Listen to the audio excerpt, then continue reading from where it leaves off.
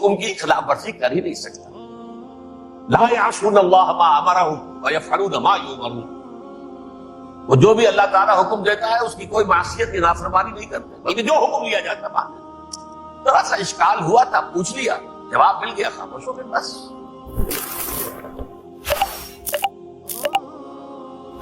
بسم اللہ الرحمن الرحیم. لیکن عزازیل نامی ایک جن تھا جو ایک تو جن ہونے کی نسبت سے فرشتوں سے کچھ نہ کچھ مماثلت تھی, قرب تھا.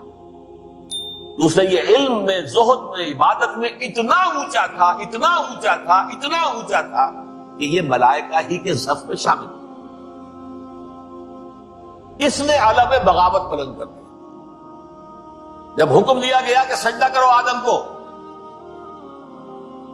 اب یہ دیکھیے کس قدر یہ اہم مضمون ہے. اور آپ کو آپ سوچ رہے ہیں یہ باتیں آج پہلی مرتبہ ہمیں اس طرح سنائی جا رہی ہیں. یہ باتیں تو علم میں آتی نہیں بات. وجہ کیا ہے؟ آپ کو دلچسپی نہیں ان چیزوں سے. جدید تہذیب نے ان چیزوں کی اہمیت کو زیرو کر دیا. قرآن میں اہمیت کا کیا عالم ہے؟ 7 جگہ یہ مضمون قرآن میں آیا. یہ فرشتوں کو ہم نے حکم دیا سجدہ کرو آدم کو, سب نے سجدہ کیا. فسجد الملائکۃ کلھم اجمعون, سارے کے سارے, کل کے کل, سب نے مل کر سجدہ کیا آدم کو. اللہ کے حکم تھی فوراً تعمیل کر دی. الا ابلیس ابا واستکبر وکان من الکافرین. ابلیس نے نہیں کیا, انکار کیا, استکبار کیا, گھمنڈ. اور اس کو سورہ کہف میں بیان کر دیا گیا. یہ اس لیے کہ وہ اصل میں جنات میں سے تھا, اگرچہ شامل تو تھا فرشتوں میں اس وقت. کان من الجن ففسق عن امر ربہ, وہ اصل میں جنات میں سے تھا. اس وجہ سے وہ اپنے رب کے اس فیصلے کے خلاف کھڑا ہو گیا. سرکشی تھی اس میں. یہ معاملہ اتنا اہم ہے, اب آپ سمجھیے کہ 7 مرتبہ سورہ بقرہ, سورہ اعراف, سورہ حجر, سورہ بنی اسرائیل, سورہ کہف, سورہ طٰہٰ, سورہ صاد, 6 مکی صورتوں میں ذکر ہے یہ, اور ایک مدنی صورت سورہ بقرہ. ان میں سے اکثر مقامات پر پھر جب اللہ نے کہا کہ اچھا تم نے یہ سرکشی کی ہے اور ہمارے حکم کی خلاف ورزی کی ہے تو یہاں سے نکل جاؤ, دفع ہو جاؤ, تم مردود ملعون, ان علیک لعنتی الی یوم الدین, اب تجھ پر لعنت رہے گی میری قیامت کے دن. اس نے کہا اچھا پروردگار پھر مجھے ذرا مہلت دے دے. رب فانظرنی الی یوم یبعثون, قیامت تک میری زندگی طویل کر دے. فذهب فإنك من المنظرین, کہہ دیا اچھا جاؤ, تمہاری یہ درخواست بھی میں قبول کی. انہوں نے کہا پروردگار اب میں اس آدم کو بھی گمراہ کر کے چھوڑوں گا اور آدم کی نسل کو تباہ کر کے چھوڑوں گا. انتہائی شدید چیلنج کے انداز میں یہ قرآن مجید میں 4-5 مرتبہ میں. میں نے صرف 2 جگہ سے آپ کو اس وقت کوٹ کر کے سنایا تھا. سورہ اعراف میں اللہ تعالیٰ فرماتے ہیں قالا, اس پر ابلیس نے کہا فبما اغویتنی, تو اے رب جو تو نے مجھے گمراہ کیا ہے, مجھے دلیل کر دی, مجھ پر فوقیت دے دی اس کو. انا خیر منہ, میں اس سے بہتر ہوں. خلقتنی من نار وخلقتہ من طین, بنایا تو نے مجھے آگ سے اور اس کو بنایا مٹی سے. پھر مجھ سے مطالبہ کہ میں سجدہ کروں, اور میں نے سجدہ نہیں کیا تو اب تو نے مجھے ملعون قرار دے دیا. قال فبما اغویتنی لاقعدن لهم صراطک المستقیم, اب میں یہ نسل آدم کے لیے اس کو برباد کرنے کے لیے تیری سیدھی راہ کے اوپر گھات میں بیٹھوں گا, سیدھے راستے پر چلنے نہیں دوں گا.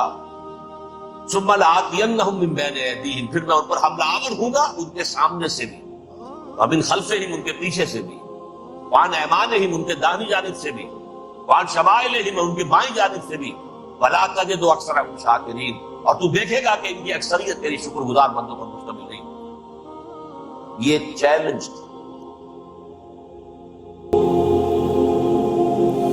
اگر یہ ویڈیو آپ کو اچھی لگی ہے تو آپ کائنڈلی ریالٹی سپیک کو سبسکرائب کریں, ویڈیو کو لائک کریں اور کمنٹ میں جزاک اللہ لکھیں تاکہ ہمیں اس طرح کے موٹیویشن ملتے رہیں اور ہم آپ کو اس طرح کی ویڈیو شیئر کرتے رہیں. جزاک اللہ خیر. اور ایک چھوٹا سا چیلنج جو سورہ صاد میں آیا ہے اور یہاں تو اس نے اللہ کے جلال کی قسم کھا کر کہا قال فبعزتک لأغوینہم اجمعین، اے رب تیری عزت تیرے جلال کی قسم ہے میں ان سب کو گمراہ کر کے چھوڑوں گا، الا عبادک منہم المخلصین، سوائے ان میں سے وہ کچھ لوگ جنہیں تو خالص اپنا بندہ بنا لے، جنہیں تو اپنا بندہ بنا لے، مخلص، مخلص نہیں، مخلص یہ مفعول ہے، فاعل نہیں ہے، جسے تو بنا لے۔ بعض لوگوں کو اللہ چن لیتا ہے، وہ اجتبا میں چن لیا ہے، استفاء اجتباء، وہ بچیں گے جن کو تو اپنی خاص امان میں لے لے گا، باقی میں سب کو گمراہ کر دے۔ یہ ہے اصل دنیا میں نوع انسانی کا ابدی دشمن، ازلی سے ابدی تک۔ اور اس میں نوٹ کیجئے کہ اس کی اصل بنیاد کیا ہوئی؟ دو لفظ، تکبر اور حسد۔ استکبرا، تکبر، انا خیر منہ، میں اس سے بہتر ہوں۔ یہ ساری بس کی گانٹھ یہی ہے، سب سے بڑی گمراہی کی وجہ یہی ہے۔ اسی لیے کہا ہے حدیث میں لن يدخل الجنہ من کان فی قلبہ مثقال حبۃ من کبر، جنت میں ہرگز وہ شخص کبھی بھی داخل نہیں ہو سکے گا جس کے دل میں رائے کے دانے کے برابر بھی کبر۔ تکبر سب سے بڑا ہے، الکبر ردائی، اللہ فرماتا ہے یہ تکبر یہ تو میری چادر ہے۔ کوئی شخص تکبر کرتا تو گویا میری چادر گھسیٹ رہا ہے میرے کندھے سے۔ عرب میں کسی شخص کی توہین کرنی ہوتی تھی تو اس کی چادر گھسیٹتے تھے، ننگا کر دیا گیا، یہ میری ردائی ہے، الکبر ردائی، یہ میری چادر، یہ جامہ مجھے زیب دیتا ہے، مجھ پر راستہ۔ اور حسد، آدم کو جو برتری عطا ہو گئی اس حسد کی آگ میں بنی اور اس کا انتقام لینا چاہتا ہے۔ آدم سے بھی، آدم کو بھی گمراہ کیا، جنت سے نکلوایا، ایسے نکلنا تو انہیں تھا ہی مشیت اذنی میں، لیکن فوری طور پر اللہ کے حکم کی خلاف ورزی تو کروائی نہیں۔ فعصى آدم ربہ فغوى، آدم نے اپنے رب کے حکم کی نافرمانی کی، گمراہ ہوا عارضی طور پر۔ یہ دوسری بات ہے، توبہ کر لی، اللہ نے توبہ قبول فرما لی، معاف کر دی۔ وہ مستقل جو ہے وہ نسل انسانی پر اس گناہ کا اثر متوارث طور پر نہیں آ رہا تھا، تب وہ چکا معاملہ ہوا تھا، ہو گیا۔ فَتَلَقَّى آدَمُ مِن رَبِّهِ كَلِمَاتٍ فَتَابَ عَلَيْهِ إِنَّهُ هُوَ التَّوَّابُ الرَّحِيمُ۔ اور توبہ کی شان یہ ہے جب وہ قبول ہو جائے اللہ کی جناب میں، کہ التائب من الذنب كمن لا ذنب له، گناہ سے توبہ کرنے والا ایسے ہوتا ہے جیسے اس نے کبھی گناہ کیا ہی نہیں تھا۔ لیکن بارہ تو گناہ کرنے میں کامیاب ہو گیا حضرت آدم اور حوا کو، اور نوع انسانی کی عظیم اکثریت، عظیم اکثریت، عظیم اکثریت اس کے داؤ میں آئی ہوئی نہیں۔ کتنے ہیں وہ عباد اللہ المخلصین، الا عبادک منہم المخلصین، جو واقعتاً خالصتاً اللہ کے بندے بن گئے، جنہیں اللہ نے اپنا بنا لیا، اپنا قرار دے دیا۔ اب اس کے ساتھ نوٹ کیجئے، اس ابلیس کے ساتھ ایک فوج بھی ہے جسے قرآن مجید میں کہا گیا ہے یہ اس کی پارٹی حزب الشیطان، یہ اکیلا نہیں ہے۔ ایک تو وہ عزازیل ہے، اس کی طویل ترین عمر اللہ نے دے دی، وہ تو قیامت تک رہے گا۔ باقی بھی جنات جو ہے ان کی نسل میں سے، یا اس کی نوع میں سے، اس کی نسل میں سے، جنات کی عمریں انسانوں کی عمروں سے زیادہ ہیں، بہت زیادہ ہیں، لیکن پھر بھی اتنی نہیں ہے۔ یہ خاص ہے اس کا معاملہ کہ اس نے کہا تھا رب انظرنی الی یوم یبعثون، مجھے دے دے مہلت اس وقت تک تاکہ میں ثابت کر کے دکھا دوں کہ جسے تو نے یہ خلافت دیا یہ اس کا اہل نہیں ہے۔ Let me prove this point ولا تجد اکثرهم شاکرین، تو ان کی اکثریت کو شکر گزار نہیں پائے گا۔ وہ ابلیس جو ہے وہ ریکروٹ کرتا ہے اپنے فوجی، اول تو خود جنات، جو اس کے نمبر 1 لشکری۔ قرآن مجید میں اس کا اشارہ دیا گیا ہے انہو یراکم ہوا وقبیلہ من حیث لا ترونہ۔ دیکھو لوگو، اے انسانوں، وہ ابلیس لعین عزازیل اور جو اس کی قبیلے کے لوگ ہیں، جنات ہیں، وہ تمہیں وہاں سے دیکھتے ہیں اور تاکتے ہیں اور حملہ کرتے ہیں جہاں سے تم انہیں نہیں دیکھتے۔ وہ غیر مرئی ہیں، انویزیبل ہے، تمہیں نظر نہیں آتے۔ ویزیبل دشمن کا وار تو روک لو گے، انویزیبل کا کیسے روکو گے؟ انہو یراکم ہوا وقبیلہ، اکیلا ہی نہیں ہے وہ تو تمہیں تاکتا ہے، تم پر حملہ کرتا ہے، گھات میں لگ کر جو ہے تمہارے اوپر حملہ کرتا ہے، وہ بھی اور اس کے ساتھ اس کے قبیلے کے لوگ جنات بھی، من حیث لا ترونہم، جہاں سے کہ تم انہیں نہیں دیکھتے۔ لیکن اس کے علاوہ وہ انسانوں میں سے بھی ریکریوٹ، رنگ روٹ، اوپر پٹ، وہ جو ہے ان کو اپنے پاس رکھتا ہے فوج کے اندر، جس کی سب سے بڑی مثال کیا ہے؟ سورہ مجادلہ میں اللہ تعالیٰ نے منافق، حالانکہ وہ کون تھے؟ بظاہر حضور کا کلمہ پڑھنے والے، حضور کے پیچھے نماز پڑھنے والے، اسلام کا دعویٰ کرنے والے، ان کو اللہ فرماتا ہے اولئک حزب الشیطان الا ان حزب الشیطان هم الخاسرون، یہ شیطان کی پارٹی کے لوگ۔ وہاں مقابلے میں آیا ہے اولئک حزب اللہ الا ان حزب اللہ هم المفلحون، یہ دو پارٹیاں ہیں، حزب اللہ اللہ کی پارٹی جو اس کے مخلص بندے ہیں وہ اللہ کی پارٹی، اور جو شیطان کے مرید بن گئے اس کے ہاتھ پر بیعت کر لی، لہذا وہ اس شیطان کی پارٹی کے لوگ ہیں، چاہے وہ انسان ہو چاہے جن ہو۔ تو انسانوں میں سے بھی اس کے حزب میں، اس کی پارٹی میں اس کے ایجنٹ ہیں، اور بہت، بلکہ بہت سے تو ایسے ہیں کہ جو جنات کے بھی کام کا کرتے، ان کو بھی شیطنت سکھا دے، پڑھا دے۔ لیکن اب ایک بات سمجھیے، ایک دنیا میں نسل اور قوم بھی ایسی ہے جو ایک خاص وقت سے بحیثیت مجموعی من حیث القوم ابلیس کی ایجنٹ بن گئی۔ وہ کون ہے؟ وہ یہودی۔ یہ یہودی قوم جو ہے، اس میں ایک تو کچھ یہ کہ ان کی فطرت کے اندر یہ تھا کہ ہم ہیں اصل انسان، باقی انسان جو ہے وہ انسان نما حیوان ہے، جن کی کوئی حیثیت نہیں، ہم ہیں اصل انسان، نحن ابناء اللہ و احباؤہ۔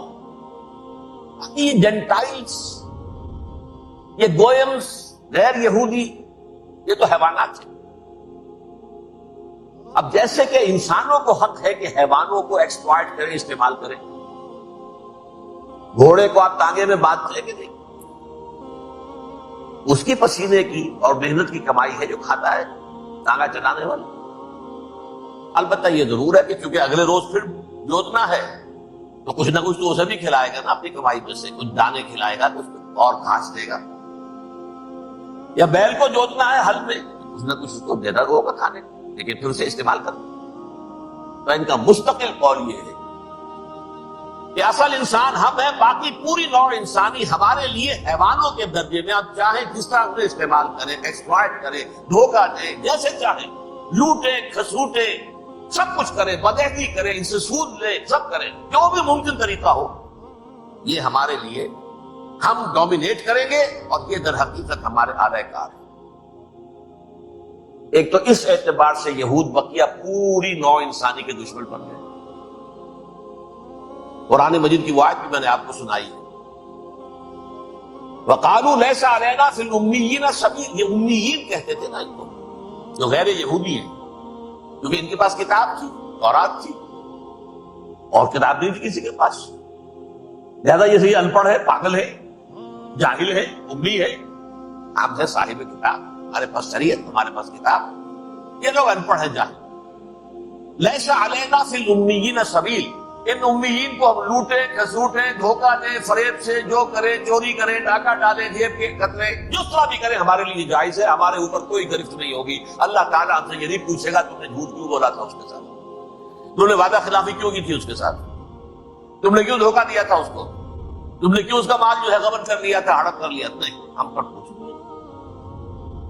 اس اعتبار سے ایک تو یہ انسانیت کی دشمنی ان کی گھٹی میں پڑ گئی، اس غلط خیال کی وجہ سے۔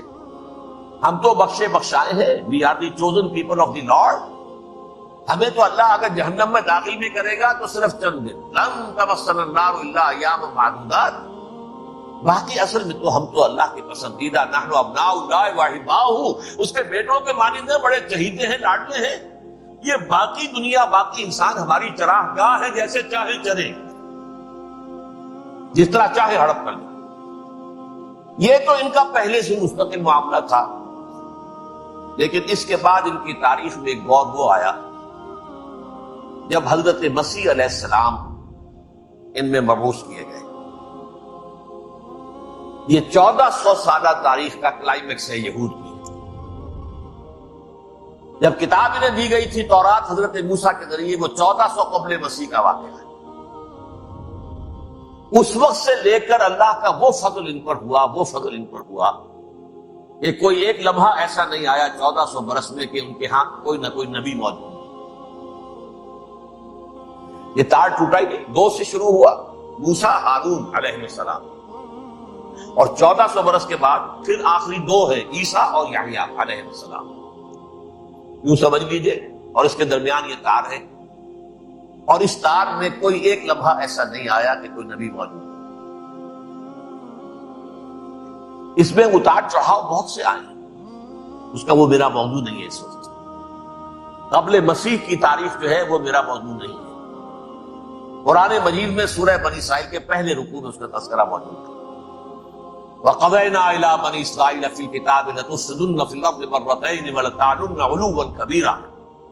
2 مرتبہ ان پر عذاب کے کوڑے برسے، پہلے اشوریوں کے ذریعے سے جو شامی تھے، سیرینز اشوری کہلاتے، پھر بابلیوں کے ذریعے سے یعنی عراقیوں کے ذریعے سے، بیبیلونیا نام تھا عراق کا پہلے۔ ان پر بہت بڑی بڑی تباہیاں آئیں، اللہ تعالیٰ کی طرف سے عذاب آئے۔ اس کے بعد پھر دوسرے دور میں دوسرا اقتدار کا دور آیا، خربستیاں بڑھ گئی، تو پہلے گریکس کے ذریعے سے، یونانیوں کے ذریعے سے، اور پھر رومیوں کے ذریعے سے پسوایا۔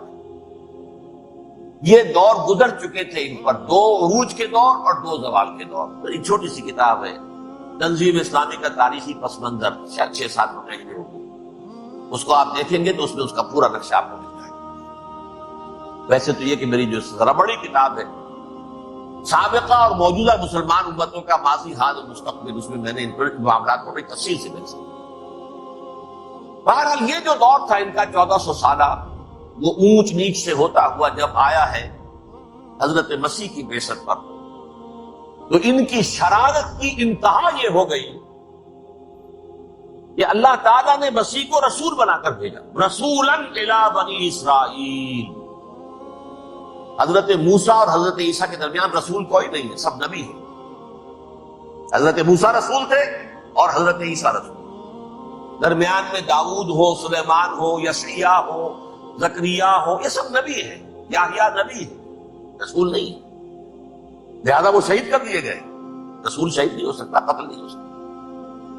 لیکن عیسیٰ اور موسیٰ کے درمیان 1400 برس کے جو ہیں، اس کا کلائمیکس ہے حضرت مسیح علیہ السلام کی بعثت، اور حضرت مسیح علیہ السلام کو جسے اللہ نے اپنی روح قرار دیا، روح منہ، کلمتہ القاہا الی مریم، اللہ کا کلمہ، عظیم ترین معجزات۔ انہوں نے کیا کہا؟ یہ ولد الزنا ہے، حرامزادہ ہے، معاذ اللہ، نقل کفر نباشا، یہ جادوگر ہے، یہ مرتد ہے، یہ واجب القتل۔ اصل حکومت اس وقت رومیوں کی تھی حکومت، لیکن انہوں نے انہیں آٹونومی دے رکھی تھی، اپنے مذہبی معاملات میں خود طے کر سکتے۔ تو کائفاس جو اس وقت کا ان کا ہیڈ ربائی تھا سب سے بڑا، اس کی عدالت نے فیصلہ کیا مسیح کو سولی چڑھا دیا جائے۔ پائلیٹس پونٹس اس کے پاس ان کے ارتاش پہنچ گئے، یہ ہمارا مجرم ہے مذہبی، یہ مرتد ہے، یہ کافر ہے، یہ جادوگر ہے، یہ واجب القتل ہے، اسے قتل کر دو، سولی چڑھا دو۔ خیر وہ لمبی بات ہو جائے گی، اس نے تو اپنے ہاتھ دھوئے کہ صاحب ہمارے پاس کوئی جرم نہیں ہے اس کے خلاف، تم کہتے ہو تو ٹھیک ہے، سولی چڑھا دو۔ یہ دوسری بات ہے کہ اللہ نے حضرت مسیح کو اٹھا لیا آسمان پر، ان کی جگہ وہ شخص سولی چڑھا جس نے غداری کر کے گرفتار کروایا تھا، جیوڈاس اسکیریوٹ، اس کی شکل اللہ نے بدل دی حضرت مسیح کی سی، اور حضرت مسیح کو فرشتے اٹھا کے اوپر لے گئے، وہ زندہ آسمان پر اٹھا لیے گئے۔ اور یہ ساری تفاصیل نہ قرآن میں ہے نہ حدیث میں، یہ انجیل میں ہے، لیکن انجیل کون سی؟ برنباس کی، gospel of the Lord according to Saint Barnabas. یہ حواریین مسیح میں سے تھے، لیکن عیسائی ان کو تسلیم نہیں کرتے، ان کی بائبل کو صحیح نہیں مانتے، کینونیکل نہیں مانتے۔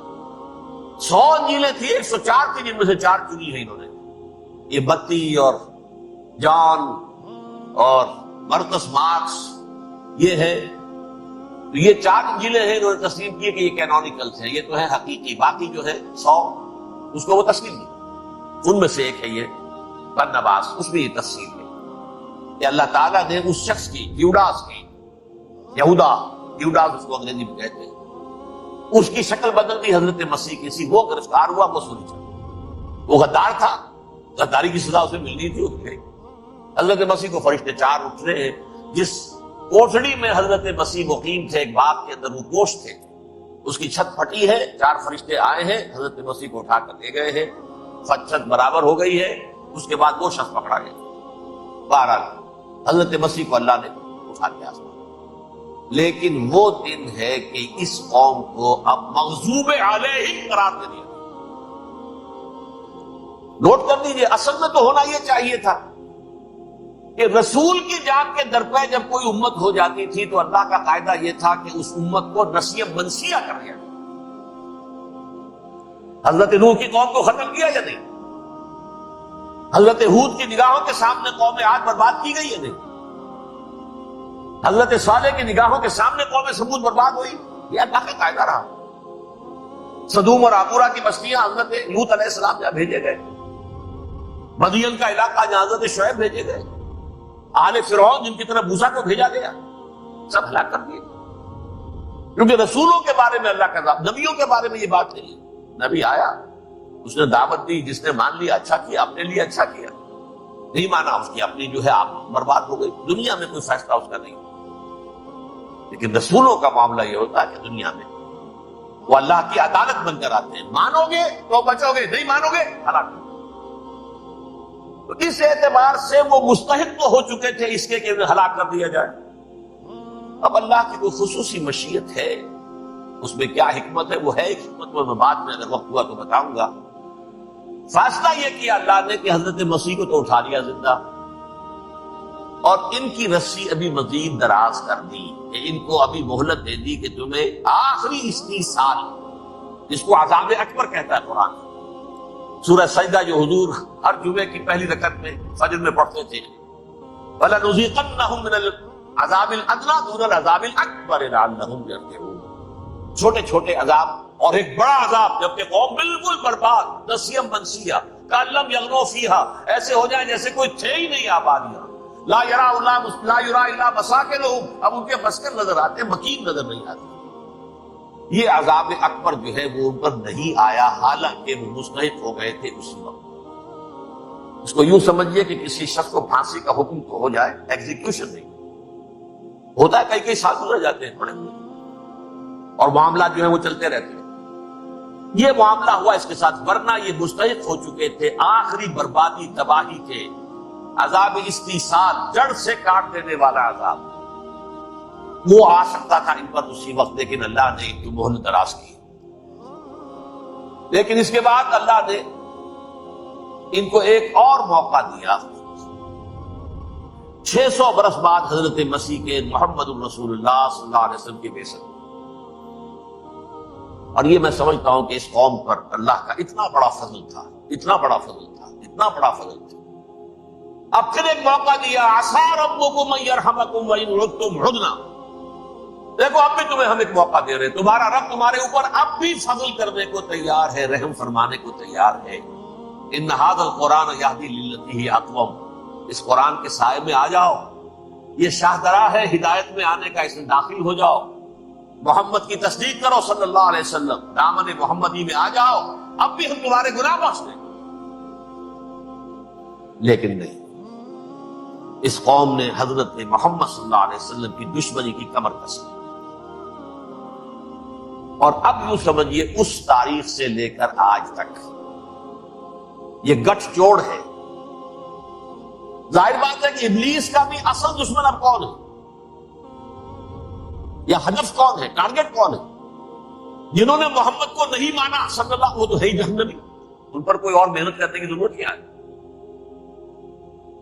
سمجھ گئے میری بات؟ حضور کی بعثت کے بعد جنہیں حضور کو رد کر دیا، ان کو ایمان نہیں لائے، وہ کون ہے؟ کافر، وہ جہنمی ہے ہی ہے۔ لہذا اس کے اوپر کوئی محنت صرف کرنے کی ابلیس کو ضرورت نہیں۔ اس کا اصل ٹارگٹ امت محمد ہے صلی اللہ علیہ وسلم. وہ ساری نوع انسانی کی دشمنی اب آ کر مرکوز ہو گئی ہے امت محمد صلی اللہ علیہ وسلم کی دشمنی. اور اسی طرح یہود کا معاملہ، اگرچہ ویسے پوری نوع انسانی کے دشمن ہیں، انہیں حیوان سمجھتے ہیں، ان کی جان مال اپنے لیے مباح سمجھتے ہیں، جس طرح چاہے لوٹے کھسوٹے کھائیں پیے انہیں. لیکن اب ان کی بھی دشمنی کا سب سے بڑا مرکز امت محمد. کیوں؟ وہی تکبر اور حسد، وہی بیماری. انہیں تکبر یہ ہو گیا تھا کہ 2000 سال سے یہ نبوت ہماری میراث، ہماری جاگیر. بنو اسرائیل کے اندر سینکڑوں نبی آئے، 3 کتابیں اللہ نے ہمیں عطا کی. یہ کہاں سے آ گیا محمد صلی اللہ علیہ وسلم؟ آد اللہ ثم آد. یہ امیین میں سے، یہ جنٹائلز میں سے، یہ گوئلز میں سے، یہ حقیر ان پڑھ. کہاں ہم، کہاں یہ نہیں تسلیم کریں. حالانکہ قرآن کہتا ہے یعرفونہ کما یعرفون ابناءہم. ان کے علماء ایسے پہچانتے تھے حضور کو جیسے اپنے بیٹوں کو پہچانتے ہیں کہ یہ آخری نبی تھے. لیکن تکبر اور حسد کی آگ میں جل گئی. اب ان کے بھی دشمنی کس سے ہے؟ محمد اور امت محمد صلی اللہ علیہ وسلم. یہ گٹھ جوڑ ہے. اب دیکھیے، یہ ہے میری گفتگو کا اب تک کی گفتگو کا حاصل. یہ گٹھ جوڑ، ایک غیر مرئی دنیا، انویزیبل دنیا کا ابلیس لعین اور جنات میں سے اس کے لشکری فوج.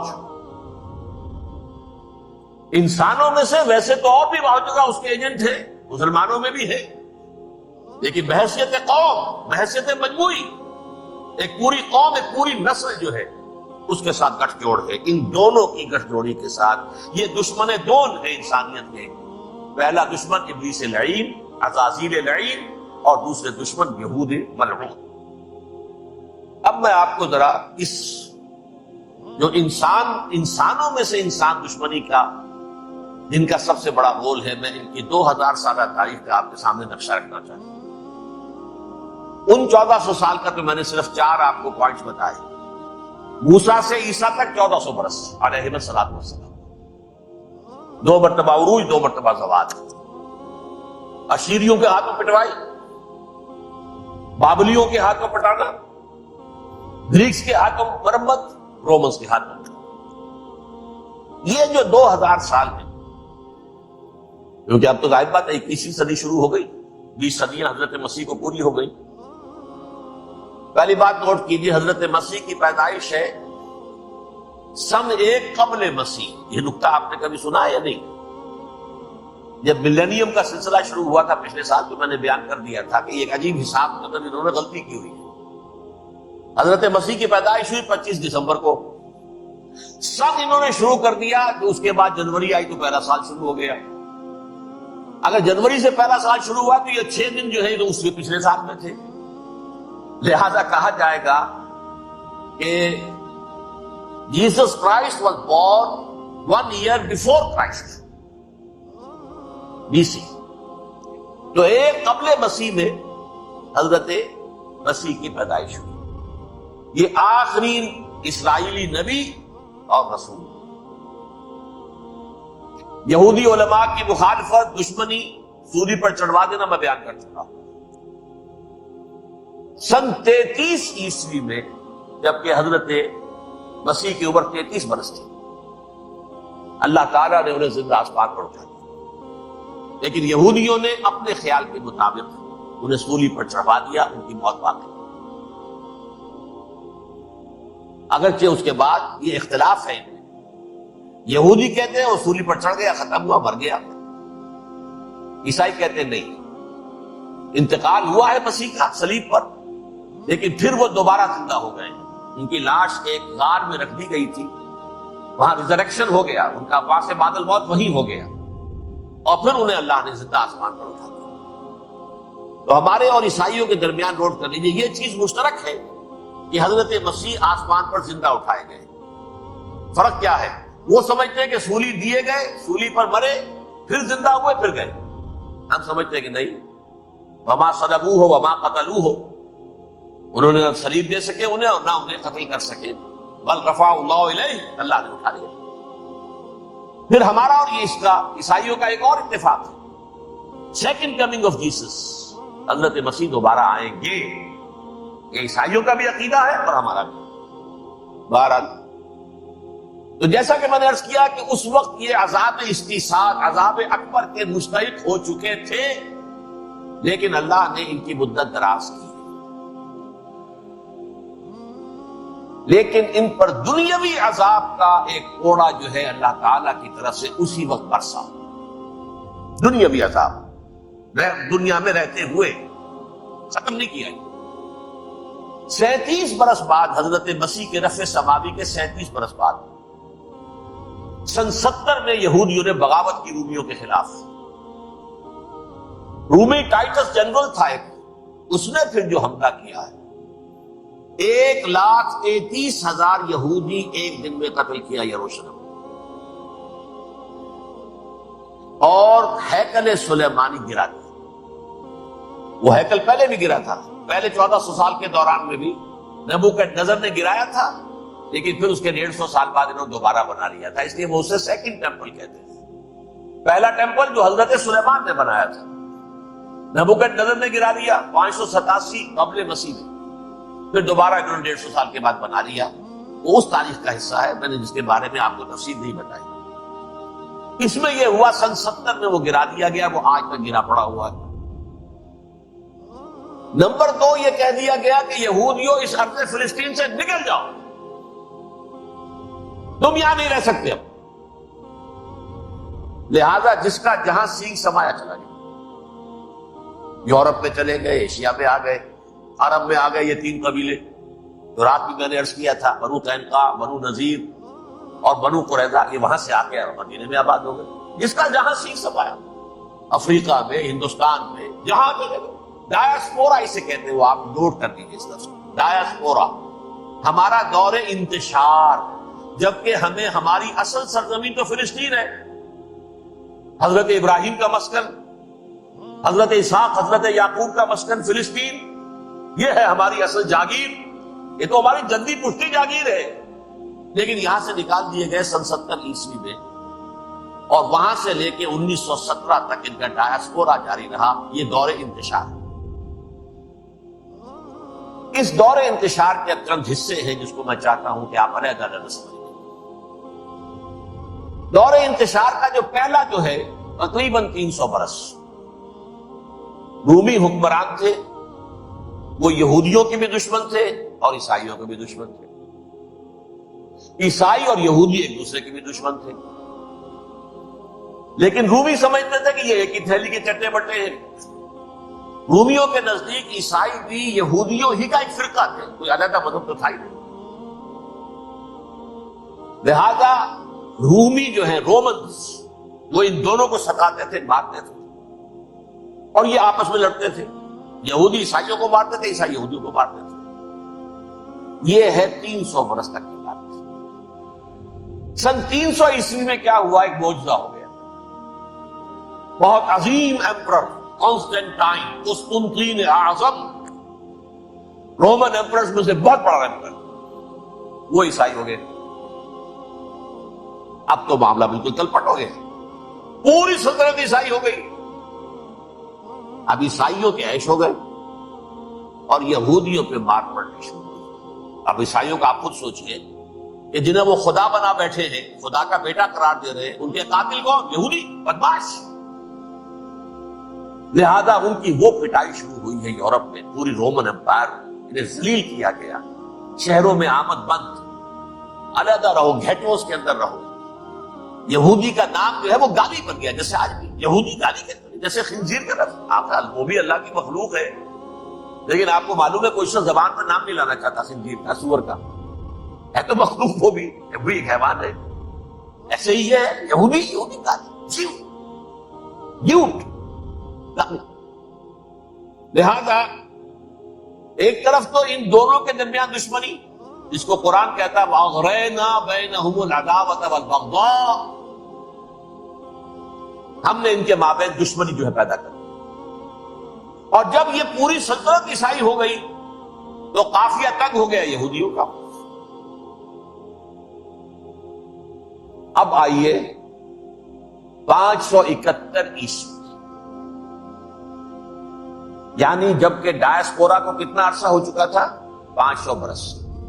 سن 70 سے شروع ہوا ڈائسپورا، جب ٹائٹس نے گرایا ہے ہیکل کو اور نکال باہر کیا انہیں فلسطین سے، بھاگ جاؤ، یہاں ایک یہودی بھی نہیں رہے گا، فلسطین سے نکال دیا۔ اس کے پورے 500 برس بعد سن 571 عیسوی میں حضور کی پیدائش ہوئی، ولادت باسعادت محمد رسول اللہ صلی اللہ علیہ وسلم۔ 610 میں آپ پر وحی کا آغاز ہوا، لیکن حضور کے ساتھ ان کا معاملہ کیا رہا؟ اول تو جبکہ حضور ابھی مکے ہی میں تھے، یہودیوں نے ریشہ دوانیاں شروع کر دی حضور کے خلاف۔ قریش مکہ کو سکھاتے تھے، پڑھاتے تھے، ان سے یہ پوچھو، ان سے یہ پوچھو، یہ اس طرح تک کرو، ان سے یہ امتحان دو، یہ آپ کے علم میں ہے۔ سورہ بنی اسرائیل میں، سورہ کہف میں وہ سوالات، امتحانی سوالات آئے تھے، ذوالقرنین کون تھا، اصحاب کہف کون تھے، وہ رسول بنے پھرتے ہو تو بتاؤ، اور یہ روح کی حقیقت کیا بتاؤ۔ یہ ساری ریشہ دوانیاں کر رہے تھے بیٹھے ہوئے، ابھی وہیں پر حضور ابھی پہنچے بھی نہیں۔ ہجرت فرما کر حضور تشریف لے آئے تو حضور نے، جسے ماسٹر سٹروک کہا جائے گا، یعنی اسٹیٹس مین شپ کا ماسٹر سٹروک، آپ نے مدینے میں آتے یہودیوں کے ساتھ پیکٹ کر دیا، جوائنٹ ڈیفنس پیکٹ آف مدینہ، کہ اگر مکے والے ہم پر حملہ کریں گے تو ہم مل جل کر ایک قوم کی حیثیت سے مقابلہ کریں گے۔ یہ میثاق مدینہ کہلاتا ہے، جس کے بہت غلط معنی پہنائے جا رہے ہیں آج کل۔ بہرحال میں موضوع میرا چونکہ یہ نہیں، میں ادھر نہیں جاؤں گا، لیکن ہوا کیا؟ ہر مرتبہ یہ خیانت کے مرتکب ہوئے، ان نے جو عہد کیے تھے ان سے پھرے، اندر ہی اندر سازش، ریشہ دوانی، حضور کی بدترین دشمنی۔ سورہ نساء کی آیت نمبر 12 میں، 14 میں، 13 میں فرمایا ہے، لا تزال تطلع علی خائنۃ منہم، اے نبی ہمیشہ آپ کے علم میں ان کی طرف سے خیانتیں، بدیانتیں آتی رہیں گی، اور بار بار وہ مسلسل جنگ کی آگ بھڑکاتے تھے۔ قریش کو دعوت دیتے، آؤ آؤ آؤ، ہم اندر سے بغاوت کر دیں گے، تم آؤ تو صحیح، ختم کریں محمد کو اور اہل ایمان کو صلی اللہ علیہ وسلم رضی اللہ تعالیٰ عنہ۔ لیکن پھر جب وہ آتے تھے تو یہ دبک جاتے تھے، انہیں ہمت نہیں تھی، میدان کے مرد نہیں رہے تھے۔ یہ سورہ حشر میں ان کا نقشہ کھینچا گیا ہے، کھلے میدان میں مقابلے کی اس کے اندر صلاحیت بھی نہیں۔ یہ تو فصیلوں کے پیچھے سے، جیسے عورتیں کہیں دیہات میں لڑائی ہوتی ہے تو مرد جو ہے گلیوں میں لڑتے ہیں، عورتیں اوپر سے پتھر پھینکتی ہیں، بس وہ کام یہ کر سکتے تھے، من ورائے جدر، فصیلوں کے پیچھے سے، جنگ میں میدان میں نہیں آ سکتے۔ بہرحال قرآن مجید میں ہے یہ، سورہ مائدہ کی آیت نمبر 64، کلما اوقدوا نارا للحرب اطفاها اللہ، اکثر و بیشتر مواقع پر تو یہ جب آگ بھڑکاتے تھے جنگ کی، اللہ اسے بجھا دیتا تھا۔ لیکن بہرحال اس کے باوجود جنگیں ہوئی، غزوہ بدر، غزوہ احد ہوئی کہ یہ ساری اس اصل شرارت میں، اور اس کے نتیجے میں حضور نے پھر ایک ایک کر کے 3 قبیلوں کو سزا دی۔ غزوہ بدر کے فوراً بعد بنو قینقاع نکالے گئے، غزوہ احد کے فوراً بعد بنو نذیر نکالے گئے، اور غزوہ احزاب کے بعد بنو قریظہ نکال دیے۔ یہ تو میں نے آپ کے سامنے رکھ دیا صرف حضور کے زمانے میں ان کا کیا رہا دشمن۔ رات بھی ہم نے وہ آیت پڑھی تھی، لَتَجِدَنَّ أَشَدَّ النَّاسِ عَدَاوَةً لِلَّذِينَ آمَنُوا الْيَهُودُ وَالَّذِينَ أَشْرَكُوا، اہل ایمان کی دشمنی میں شدید ترین تم پاؤ گے یہودیوں کو اور مشرکین بھی بعد میں ہے، پہلے یہود۔ حضور کے بعد کیا ہوا آپ یہ نوٹ کیجئے، یہ ان کی تاریخ کا دوسرا دور۔ حضرت عمر رضی اللہ تعالیٰ عنہ کا عہد خلافت ہے، بیت المقدس کا محاصرہ کیا گیا، فصیل بڑی اونچی، شہر اندر سے سیلف سفیشینٹ، حملے کا راستہ کوئی نہیں، محاصرہ طول کھینچ رہا ہے، لیکن ان کے پاس رسد بھی موجود ہے، پانی بھی موجود ہے، وہ دروازے بند کر کے بیٹھے ہوئے۔ بالآخر اللہ تعالیٰ کی مشیت کا ظہور کیسے ہوا؟ ان کے کچھ علماء آئے فصیل پر، کہا دیکھو مسلمانوں، تم قیامت تک بھی یہاں پڑے رہو گے محاصرہ کر کے، ہمارا یہ شہر فتح نہیں۔ ہاں ایک درویش بادشاہ کے ہاتھوں یہ شہر فتح ہونا ہے، لیکن تمہارے اندر ہمیں وہ نظر نہیں آ رہا۔ ابو عبیدہ بن الجراح رضی اللہ تعالی عنہ امین هذه الامہ کا فوراً ذہن گیا، وہ درویش بادشاہ مدینے میں بیٹھا ہوا ہے عمر رضی اللہ عنہ۔ اب ایک اور عمر بھی ہے جو قندھار میں بیٹھا ہے، نقشہ وہی ہے، 7 کی حد تک نقشہ بالکل اپنی آنکھوں سے دیکھا وہی ساتھ۔ عمر اول عمر ثانی تھے عمر بن عبد العزیز۔ اب ایک اللہ کے فضل سے اللہ تعالیٰ ایدہ اللہ بنصرتہ، اللہ تعالیٰ ان کی نصرت فرمائے، دشمنوں کو ان کے مقابلے میں نیست و نابود کرے۔ انہوں نے ریکویسٹ بھیج دی کہ حضور تشریف لائیے، یہ شہر فتح ہو جائے گا۔ وہ ہے سفر تاریخی، اتنا طویل سفر، تقریباً 700 میل، ایک اونٹ، ایک خادم، ایک منزل میں امیر المومنین اوپر بیٹھے، خادم آگے چل رہا ہے، اگلی منزل میں خادم اوپر بیٹھا ہے، امیر المومنین آگے جا رہا ہے۔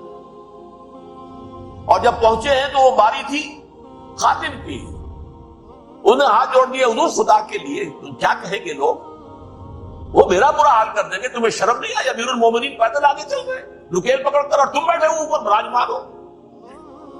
حضرت عمر فرمایا دورو نہیں، باری تمہاری، بیٹھ۔ اس حال میں پہنچے، اور پھر یہ کہ ابو عبیدہ بن الجراح آئے ہیں، استقبال کیا ہے تو دیکھا ہے اس حال میں چلے آ رہے ہیں، عمر نکیل پکڑے ہوئے چلے آ رہے ہیں، اور کہتے ہیں کہ کہیں کیچڑ ویچڑ تھا، جوتے خراب ہو گئے تھے، وہ بھی اتار کے ہاتھ میں پکڑے ہوئے، کپڑے تو تھے ہی پھٹے ہوئے۔ انہوں نے کہا کہ حضرت ابو عبیدہ نے، دیکھیے یہ بڑا متمدن ملک ہے، بڑا مہذب علاقہ ہے یہ، آپ ذرا کھلیے اپنا دوست فرما لیں تب جا کے پیش ہم آپ کو کریں گے۔ آپ نے فرمایا نحن قوم اعزنا اللہ بالاسلام، ہم وہ قوم ہیں جنہیں اللہ نے عزت دی ہے اسلام کے ذریعے سے، کپڑوں کے ذریعے سے، دولت کے ذریعے سے۔ اسی حال میں گئے ہیں، اوپر سے انہوں نے کھڑے ہو کر نشانیاں دیکھی ہیں، اپنی کتابیں کھولی، ہاں یہ وہی ہے، کہا لو جی سرنڈر، شہر تمہارے ہاتھ میں۔ خون کا ایک قطرہ نہیں بہا اور بیت المقدس فتح۔ لیکن اس وقت حضرت عمر نے ایک نرمی یہ کی کہ یہودیوں کے لیے بھی اسے اوپن سٹی قرار دے دیا۔ یہ احسان عظیم حضرت عمر کا، اس سے پہلے یہودی آ ہی نہیں سکتا تھا، داخل ہی نہیں ہو سکتا تھا، وہاں وہ آ کر وزٹ نہیں کر سکتا تھا، زیارت نہیں کر سکتا تھا اپنے مقدس مقامات میں۔ حضرت عمر نے یوں سمجھیے کہ تقریباً 550 برس کے بعد ان کے لیے راستہ کھولا ہے کہ ہاں تم آ سکتے ہو، زیارت کر سکتے ہو۔ لیکن یہ عیسائیوں نے لکھوایا معاہدے کے اندر، انہیں یہاں آپ آباد ہونے کی اجازت نہیں دے، لیکن کم وزٹ دی پلیسز، دیکھیں زیارتیں کریں اور جائیں۔ یہ معاہدہ حضرت عمر کا ہے رضی اللہ تعالیٰ، جو پھر خلافت راشدہ کے بعد بنو امیہ نے بھی اس کو آرڈر کیا، بنو عباس نے کیا، پھر جو ہمارے یہ ترکوں میں اندر خلافت آئی تو ترک خلفاء نے بھی اس معاہدے کی پوری پابندی۔ فلسطین میں آ سکتے ہیں یہودی صرف زائرین کی حیثیت سے، وہاں آباد نہیں ہو سکتے۔ اب آئیے اگلا دور آیا حضرت عثمان کا دور خلافت۔ یہ ہے وہ وقت کہ اب یہود نے امت مسلمہ کی پیٹھ میں چڑھا دیا۔ وہ کیسے؟ ایک یہودی عبداللہ ابن سبا اسلام کا لبادہ اوڑھ کر آ گیا، معاشرے کا جائزہ لے لیا، ان میں بنو ہاشم اور بنو امیہ میں جو پرانی کشاکش تھی اس کے کچھ نہ کچھ جراثیم باقی ہیں، اگر ان کو ذرا بھڑکا دے تو مسلمانوں میں انتشار کرا۔ کہا یہ عثمان کون ہے؟ یہ تو بنو امیہ میں سے ہے، یہ حق تو بنو ہاشم کا ہے، خلافت ان کے پاس ہونی چاہیے، محمد کے تو رشتہ دار وہ ہے صلی اللہ علیہ وسلم۔ عوام الناس کے اندر بات پھیلنی شروع، پھر ایک بڑی سازش کے انداز میں حضرت عثمان کے خلاف پروپیگنڈا، حضرت عثمان کے جو عاملین تھے، گورنر تھے، ان کے خلاف پروپیگنڈا، اور ایسی ہوشیاری کرتے تھے کہ کوفے میں کوفے کے حاکم کے خلاف کچھ نہیں کہنا، اجی مصر میں یہ ہو رہا ہے، اجی شام میں یہ ہو رہا ہے، اجی یہ جو عثمان ہے وہ یہ کر رہا ہے، یہ ظلم ہو رہا ہے، یہ لوٹ مار ہو رہی ہے، یہ خیانتیں ہو رہی ہیں۔ اب نہ تو اس زمانے میں مینز آف کمیونیکیشن، کیسے تصدیق کریں؟ افواہیں تو آپ آج کراچی کے اندر شروع ہو جائے تو پتہ نہیں چل سکتا کسی کو کہ کیا اس میں صداقت ہے کیا جھوٹ ہے. اور بری بات جو ہے فطرت انسانی کی کمزوری ہے وہ فوراً قبول کرتا ہے. کسی کے بارے میں اچھی بات ماننے کو تیار نہیں ہوتا لیکن بری بات تو فوراً تیار. بہرحال یہ فتنہ انہوں نے اٹھایا, حضرت علی کی الوہیت کا فتنہ اٹھایا, حضرت عثمان کے خلاف الفتنۃ الکبریٰ برپا کیا, حضرت عثمان شہید ہوئے. اس کے بعد 5 برس تک مسلمان ایک دوسرے کی گردنیں کاٹتے رہے, باہمی خانہ جنگی ہوئی. امت کو وہ زخم لگایا ہے جو آج تک جس سے خون رس رہا ہے. یہ شیعان عثمان اور شیعان علی تھے جو بعد میں پھر سنی اور شیعہ ہو اور آج تک. فتنہ کس نے جگایا؟ ایک عبداللہ ابن سبا یہودی اور اس کے کارندے, شیطان کا ایجنٹ, اور انسانوں میں سے بھی اس کے جو بھی حواریین تھے اور شیطانوں کے اندر سے بھی تھے, انہوں نے بھی اس آگ کو بھڑکایا. یہ آپ سوچ لیجئے کہ یہ کس نے وہ زخم لگایا؟ یہودی. اگلا دور آیا, خلافت راشدہ ختم ہوئی, بنو امیہ کا بھی دور کافی گزر گیا. طارق ابن زیاد 712 عیسوی میں حملہ کرتے ہیں اسپین پر. اسپین اس وقت عیسائیت کا بہت بڑا گڑھ, بڑے کٹر ترین عیسائی جو ہے وہ اسپین میں تھے. لہذا یہودیوں کی وہاں بہت پٹائی ہوتی تھی, میں بتا چکا ہوں, دشمنی تھی, چلی آ رہی تھی عیسائیوں کے ہاتھوں یہودیوں کی. وہ تو سن 300 عیسوی سے ایمپرر کانسٹنٹائن کے بعد شروع ہو گئی. اس حوالے سے یہودیوں نے اس وقت چالاکی یہ برتی, کچھ راستے واسطے بتائے, کچھ مدد کی طارق ابن زیاد کی. طارق ابن زیاد نے انہیں اپنا محسن سمجھا, ہسپانیہ فتح ہو گیا تو یہودی چونکہ محسنین کی فہرست میں آ چکے تھے, انہیں بہت اقتدار حاصل, بڑی سپورٹ مسلمانوں نے. ان کے بڑے بڑے علماء جو اسی دور کے اندر پیدا ہوئے, بڑے بڑے تھنکرز ان کے اسی دور میں پیدا ہوئے. بن گوریون جو کہ ایک وزیر اعظم تھا اسرائیل کا, اس نے یہ لکھا ہے اپنی کتاب میں, Muslim Spain was the golden era of our diaspora. وہ ڈائسپورا جو 70 عیسوی سے شروع ہوا تھا اور 1917 عیسوی تک جاری رہا ہے, اس میں سے گولڈن ایرا ہمارا جو تھا وہ مسلم اسپین کا. اسپانیہ میں بیٹھ کر ہم عیش کیے. لیکن وہاں سے انہوں نے اور جو کچھ کیا, یہ تو داستان کے تو بہت سے گوشے ہیں, لیکن میں جس اسٹریٹ لائن میں چل رہا ہوں اس کے اعتبار سے ایک بات سمجھ گئی. وہاں بیٹھ کر انہوں نے اب عیسائیت کی پیٹھ میں چھڑا توڑا, پروٹیسٹنٹ مذہب پیدا کیا, تقسیم کر دیا. جیسے شیعہ سنی کی تقسیم, عبداللہ ابن سبا, رومن کیتھولک اور پروٹیسٹنٹ کی تقسیم, یہودی علماء. ہوتا کیا تھا, ہسپانیہ کی یونیورسٹیاں ہیں, کارڈووا میں ہے, ٹولیڈو میں ہے, گریناڈا میں ہے, گرناتا, قرطبہ, تولیتلا, اور وہاں آتے تھے لوگ.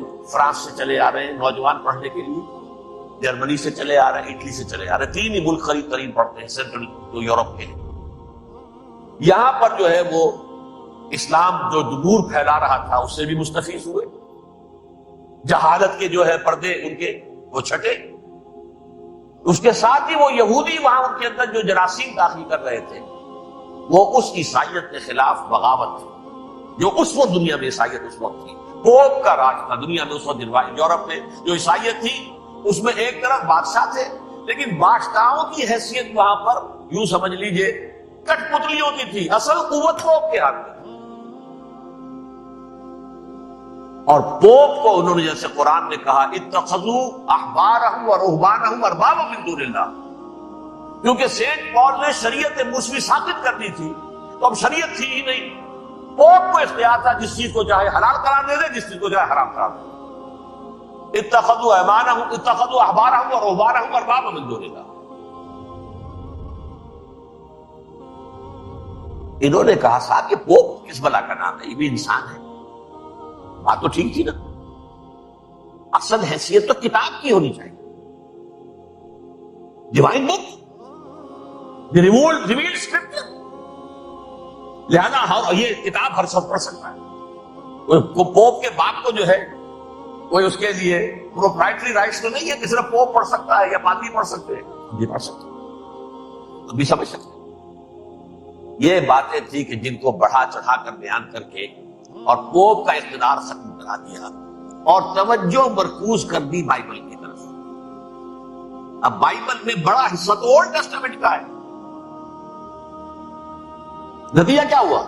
یہود کی عصمت پروٹیسٹنٹس کے نزدیک مسلم ہو گئی۔ اصل قوم تو یہ ہے، وہ دشمنی بدلی کہ نہیں بدلی؟ موسیٰ کے امتی یہ ہے اور آج موسیٰ کو دی گئی، ابراہیم کی نسل یہ ہے۔ لہذا وہ جو دشمنی تھی، جو عداوت تھی کہ ہمارے خدا کو سولی چڑھانے والے ہیں یہ بدماش، اس کا ازالہ ہوا۔ اس پروٹیسٹنٹ مذہب کے نتیجے میں یہ میں اب آپ کو بتاتا ہوں کہ ایک نتیجہ وہ نکلا ہے جسے برٹرنڈ رسل نے بیان کیا۔ اس کی کتاب ہے ان پریز آف آئیڈلنس، صفحہ 108۔ وہ لکھتا ہے کہ Christians retaining the Judaic belief in a special revelation added to it the Roman desire for worldwide domination and the Greek taste for metaphysical subtleties. The combination produced the most fiercely persecuting religion that the world has yet known. یہ تین چیزیں آ کر عیسائیت میں مل گئی۔ ایک تو جب یہ اولڈ ٹیسٹامنٹ جو ہے وہ ان کے ہاتھ میں آ گئی، اور اس کے میں کچھ آپ کو بتا دیتا ہوں کہ اولڈ ٹیسٹامنٹ کی تعلیمات، کیونکہ یہ اولڈ ٹیسٹامنٹ جو ہے یہ محرف تھی۔ اصل تورات تو گم ہو گئی تھی 587 قبل مسیح میں، جب پہلی مرتبہ ہیکل جو ہے تباہ ہوا ہے، اس وقت ختم ہو گئی۔ اس کے کوئی 150 سال کے بعد انہوں نے یادداشتوں سے مرتب کر کے لکھی ہے۔ اب اس میں ان کے اپنے خیالات، اپنے امانی، اپنی توجیحات کو شامل ہو گئے۔ لہذا میں آپ کو حوالے دیتا ہوں، اس کتاب کے اندر مظالم کی جو تعلیم دی گئی ہے، اہل کتاب نے اپنے مظالم قتل عام کے جواز کے لیے تورات میں تبدیلیاں کی اور پیغمبروں پر دہشت ناکی اور بدترین حرام کاری کے الزامات لگائے۔ سنیے، پہلا حوالہ ہے یہ گنتی باب 31 آیات 17-18۔ اس لیے ان بچوں میں جتنے لڑکے ہیں سب کو مار ڈالو، اور جتنی عورتیں مرد کا منہ دیکھ چکی ہیں ان کو بھی قتل کر ڈالو، لیکن ان لڑکیوں کو جو مرد سے واقف نہیں اور اچھوتی ہیں اپنے لیے زندہ رکھو۔ یہ کسی اللہ کی کتاب کا یہ جملہ ہو سکتا ہے؟ کسی ریویل بک کا؟ اور سنیے، یہ ہے استثناء ڈیوٹرانومی باب 20 آیت 16-18۔ اور ان قوموں کے شہروں میں جن کو خداوند تیرا خدا میراث کے طور پر تجھ کو دیتا ہے، کسی ذی نفس کو جیتا نہ بچا رکھنا، جیسا خداوند تیرے خدا نے تجھ کو حکم دیا بالکل نیست کر دے۔ مرد، عورتیں، بچے، بوڑھے سب ختم۔ یہ کتاب مقدس ہے۔ اور سنیے، سیموئیل باب 27 آیت نمبر 9۔ اور داؤد نے اس سرزمین کو تباہ کر ڈالا اور عورت مرد کسی کو جیتا نہ چھوڑا۔ نمبر 4، ان سب آباد شہروں کو ماں، عورتوں اور بچوں کے بالکل نابود کر ڈالا۔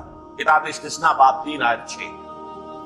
یہ ہے جو کہہ رہا ہے برٹرنڈ رسل، کرسچینٹی میں آ کر بھی تین چیزیں شامل ہو گئی۔ ایک تو یہ باربیرین، یہ تعلیم جو ہے، اور یہ مذہب کے نام پہ تعلیم، یہ کتاب مقدس کی تعلیم۔ نمبر 2، رومنز کے اندر جو ایک تمنا تھی ورلڈ ڈومینیشن کی، وہ عیسائیت کے اندر آ گئی، اس لیے کہ پوری رومن امپائر جو ہے عیسائی ہو گئی۔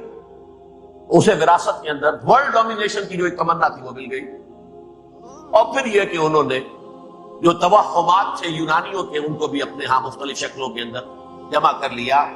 ان تین چیزوں کا the combination produced the most fiercely persecuting religion that the world has yet known. اس کے نتیجے میں دنیا میں تاریخ انسانیت کے اندر جو بدترین خوخار ترین مذہب ہو سکتا ہے، وہ شکل عیسائیت نے اختیار کی۔ اور اس کا مظہر عتم کیا تھا؟ نوٹ کیجیے، صلیبی جنگیں۔ ایک بات ٹائم ٹیبل کے اعتبار سے نوٹ کر لیجئے گا، فرسٹ ملینیم ختم ہوا، سیکنڈ شروع ہوا۔ ان کے 1000 سال ختم ہوئے تو 11ویں صدی میں سیکنڈ ملینیم شروع ہوا، تو پہلی صلیبی جنگیں ہوئی۔ لاکھوں مسلمان قتل، صرف یروشلم کے اندر اتنا خون بہایا ہے کہ خود ان کے ہسٹورینز لکھتے ہیں کہ جب ان صلیبیوں نے جب گھوڑوں کے ساتھ وہ چل رہے تھے گلیوں میں تو ان کے گھوڑوں کے گھٹنوں تک خون کی ندی بہ رہی تھی، جہاں سے گزرے ختم کرتے چلے، آبادیاں کی آبادیاں ختم۔ اگرچہ اس کروسیڈ میں گیہوں کے ساتھ گھن بھی پسا، یہودی بھی بہت مارے، یہ فرانس سے جرمنی سے جب یہ کروسیڈرز آ رہے تھے 3000 میل کا سفر طے کر کے آئے تھے، سوچیں اسے۔ اربن ثانی پوپ جو تھا آگ لگا دی تھی اس نے پورے یورپ کے اندر، شرم سے ڈوب مرو، تمہارے مقدس علاقے مسلمانوں کے ہاتھ میں، انفیڈلز، یہ کافر، یہ مرتد، یہ ملحد۔ مسیح جہاں پیدا ہوا، مسیح کو جہاں سولی دی گئی، وہ کہاں ہے؟ ان کے ہاتھ۔ وہ آگ لگائی ہے، 3000 میل کا فاصلہ طے کر کے یہ لوگوں کا لیے اب جو تباہی مچائی گئی تاریخ انسانی میں، ایسی بربریت کی کوئی مثال۔ اور یہ ان کے اپنے ہسٹورینز لکھتے ہیں کے بارے میں، ایسے محسوس ہوتا ہے جیسے ان کی گردنیں جھکی جا رہی لکھتے ہیں۔ آپ آگے چلیے، یہ جو بغاوت ہوئی پوپ کے خلاف، اس میں نوٹ کیجئے تاریخی اعتبار سے سب سے پہلے بغاوت کرنے والا ملک انگلستان تھا۔ اس نے اپنا چرچ علیحدہ بنایا، چرچ آف انگلینڈ، پوپ سے رشتہ منقطع۔ The first Protestant kingdom in Europe was England۔ اسی سے رشتہ جوڑی west, white Anglo Saxon Protestants, ان میں اولیت کا شرف کسے حاصل ہے؟ برطانیہ شریف کو۔ یہاں پر انہوں نے اب ایک بہت بڑا جو کارنامہ کیا، پوپ کی گرفت کم ہوئی یورپ پر سے، پروٹیسٹنٹ مذہب کا فروغ ہوا، تو انہوں نے سود کی اجازت حاصل کر، جب تک پوپ کی حکومت تھی سود حرام تھا، نو ٹرانزیکشن، نہ انٹرسٹ نہ یوزلی، کچھ بھی نہیں۔ پروٹیسٹنٹس کے ذریعے سے سود کی اجازت حاصل کر، اس کے بعد بڑے بڑے بینک بنا کر بیٹھتے تھے، ہاؤس آف روتھشائلڈز، یہ ہاؤس آف گولڈ سمتھس، یہ عمران خان صاحب کے خطر جو تھے گولڈ سمتھ، یہ بینک بڑی بڑی فیملیز۔ ان لوگوں نے کیا کیا؟ اب ریشہ دوانیاں، یورپ میں مختلف ملکوں کے درمیان جنگیں کروائی سازشوں کے ذریعے سے، وہی کلما اوقدوا نارا للحرب، جنگ کے لیے آگ بھڑکا دینا تو ان کا پرانا مشغلہ تھا، جنگیں کرواتے تھے۔ پھر فرانس کے بادشاہ کو بھی قرض چاہیے اسلحہ کے لیے، انگلستان کے بادشاہ کو بھی قرض چاہیے، ہاؤس آف روتھشائلڈز کا ایک نمائندہ وہاں بیٹھا ہے، یہاں بیٹھا ہے، اور منہ مانگے شرح پر سود کے اوپر قرض دے رہے۔ ان کو سب کو جو ہے ان کے سارے مالی مسائل کھینچ لیے، دولت پر قبضہ کر کے بیٹھ گئے، اور اس کا نتیجہ یہ نکلا چند 100 سالوں کے اندر کہ فرنگ کی رگے جاں بن گئے یہود۔ اس سودی نظام کے ذریعے سے دولت پر ان کا قبضہ۔ علامہ اقبال 1905 سے 1908 تک رہے تھے، لیکن یہ کہ ان کی نگاہ تھی ایسی، گاہ میری نگاہ تیز چیر گئی دلے وجود، گاہ الجھ کے رہ گئی میرے توہمات میں۔ اور انہوں نے دیکھا ہے کہ فرنگ کی رگے جہاں بن جائے یہود میں ہے۔ ابھی ہٹلر کا تو وجود بھی نہیں تھا، بعد میں ہٹلر کو محسوس ہو گیا نا واقعتاً ہمارا اصل دشمن یہ یہودی ہے جو یہاں پر بیٹھا ہوا، جو ہمارا خون چوس رہا۔ آخر یوں ہی تو نہیں، دماغ اس کا ایسے تو خراب نہیں ہو گیا۔ یہ قتل عام، یہ ہولوکاسٹ کس لیے؟ اس نے پہچان لیا، اس لیے کہ وہ ویسٹ نہیں تھا، وائٹ اینگلو سیکسن پروٹیسٹنٹ، اصل جادو جو چلا وہ اوپر چلا، اور برطانیہ ان کا سب سے بڑا جو ہے وہ پشت پناہ، مددگار، حامی۔ اس کے ساتھ ساتھ انہوں نے کوشش کی، یہ ترک خلفاء بیچارے، مرد بیمار تو بن چکا تھا یورپ کے اندر، زوال سے دوچار ہو چکی تھی ترکی خلافت، انہوں نے بھی محل بنائے تھے۔ آج تجھ کو بتاتا ہوں تقدیر امم کیا ہے، شمشیر و سنا اول طاؤس و رباب آخر۔ بڑے بڑے قرضے لے کر محل بنے تھے یہ، جو آج جا کر آپ اس میں مول میں دیکھ لیجئے، قرضوں کے اندر بدھے ہوئے۔ لیکن یہ کہ کم سے کم یہ ضرور کیا کہ بڑی سے بڑی رشوت انہیں یہودیوں نے پیش کی کہ کسی طرح ہمیں فلسطین میں آباد ہونے کی اجازت دی۔ لیکن this goes to their credit. انہوں نے کہا نہیں, یہ معاہدہ جو عمر نے کیا تھا رضی اللہ تعالی عنہ اس کو میں نہیں بدل سکتا. تم جاؤ, جا کے زیارت کرو, تم وہاں آباد نہیں ہو سکتے کیونکہ ترکی کے زیر نگی تھا نا علاقہ. سلطنت عثمانیہ میں شامل تھا پورا ویسٹ ایشیا, پورا ایسٹ یورپ, پورا شمالی افریقہ, 3 بر اعظموں پر پھیلی ہوئی تھی سلطنت عثمانیہ اور خلافت عثمانیہ. 400 برس تک خلافت ان کے ہاں رہی ہے. انہوں نے نہیں مانا. نتیجہ کیا نکلا؟ انہوں نے اس خلافت کے نظام کو ختم کرنے کے لیے سازش کی. اس سازش کا نتیجہ تھا, اس کو دیکھ کر بھانپ کر ہندوستان میں تحریک خلافت چلی. بولی امبا محمد علی کی جان بیٹا خلافت میں دے دو, ساتھ میں تیرے شوکت علی بھی جان بیٹا خلافت میں دے دو. تحریک چلی, ابھی ختم نہیں ہوئی تھی خلافت, لیکن نظر آ گیا. بڑا پیارا واقعہ ایک صاحب نے سنایا ہے کہ جب شیخ الہند جو ہے اسیر تھے مالٹا, یہ 1915 سے 1920 تک رہے, تو وہاں جو تھا مالٹا کا جو کیمپ تھا جس میں کہ یہ اسیر تھے, اس کا کمانڈانٹ جو تھا انگریز, انہوں نے دیکھ لیا تھا یہ بہت فرشتہ خصلت انسان ہے, نورانی شکل ہے, تو وہ اچھا میل ملاپ تھا. ایک روز کہا حضرت شیخ الہند نے کہ آپ لوگ ہماری خلافت کے پیچھے کیوں پڑے ہوئے, وہ تو ایک مردہ شے ہے, اس میں کوئی جان تو ہے نہیں, کوئی طاقت نہیں ہے, پھر بھی آپ ہماری ایک نشانی ہے, اسے کیوں آپ جو ہے برباد کرنے پر تلے ہوئے. اس نے کہا اتنے بھولے نہ بنیے حضرت, ہمیں معلوم ہے اس نیم مردہ خلافت میں بھی طاقت اتنی ہے کہ اگر جہاد کا فتویٰ اس نے دے دیا تو انڈونیشیا سے موریتانیہ تک مسلمان کا فن سرتے باندھ کے نکل آئے گا, یہ ہمیں معلوم. لہذا ہم نے ختم کرنا ہی کرنا.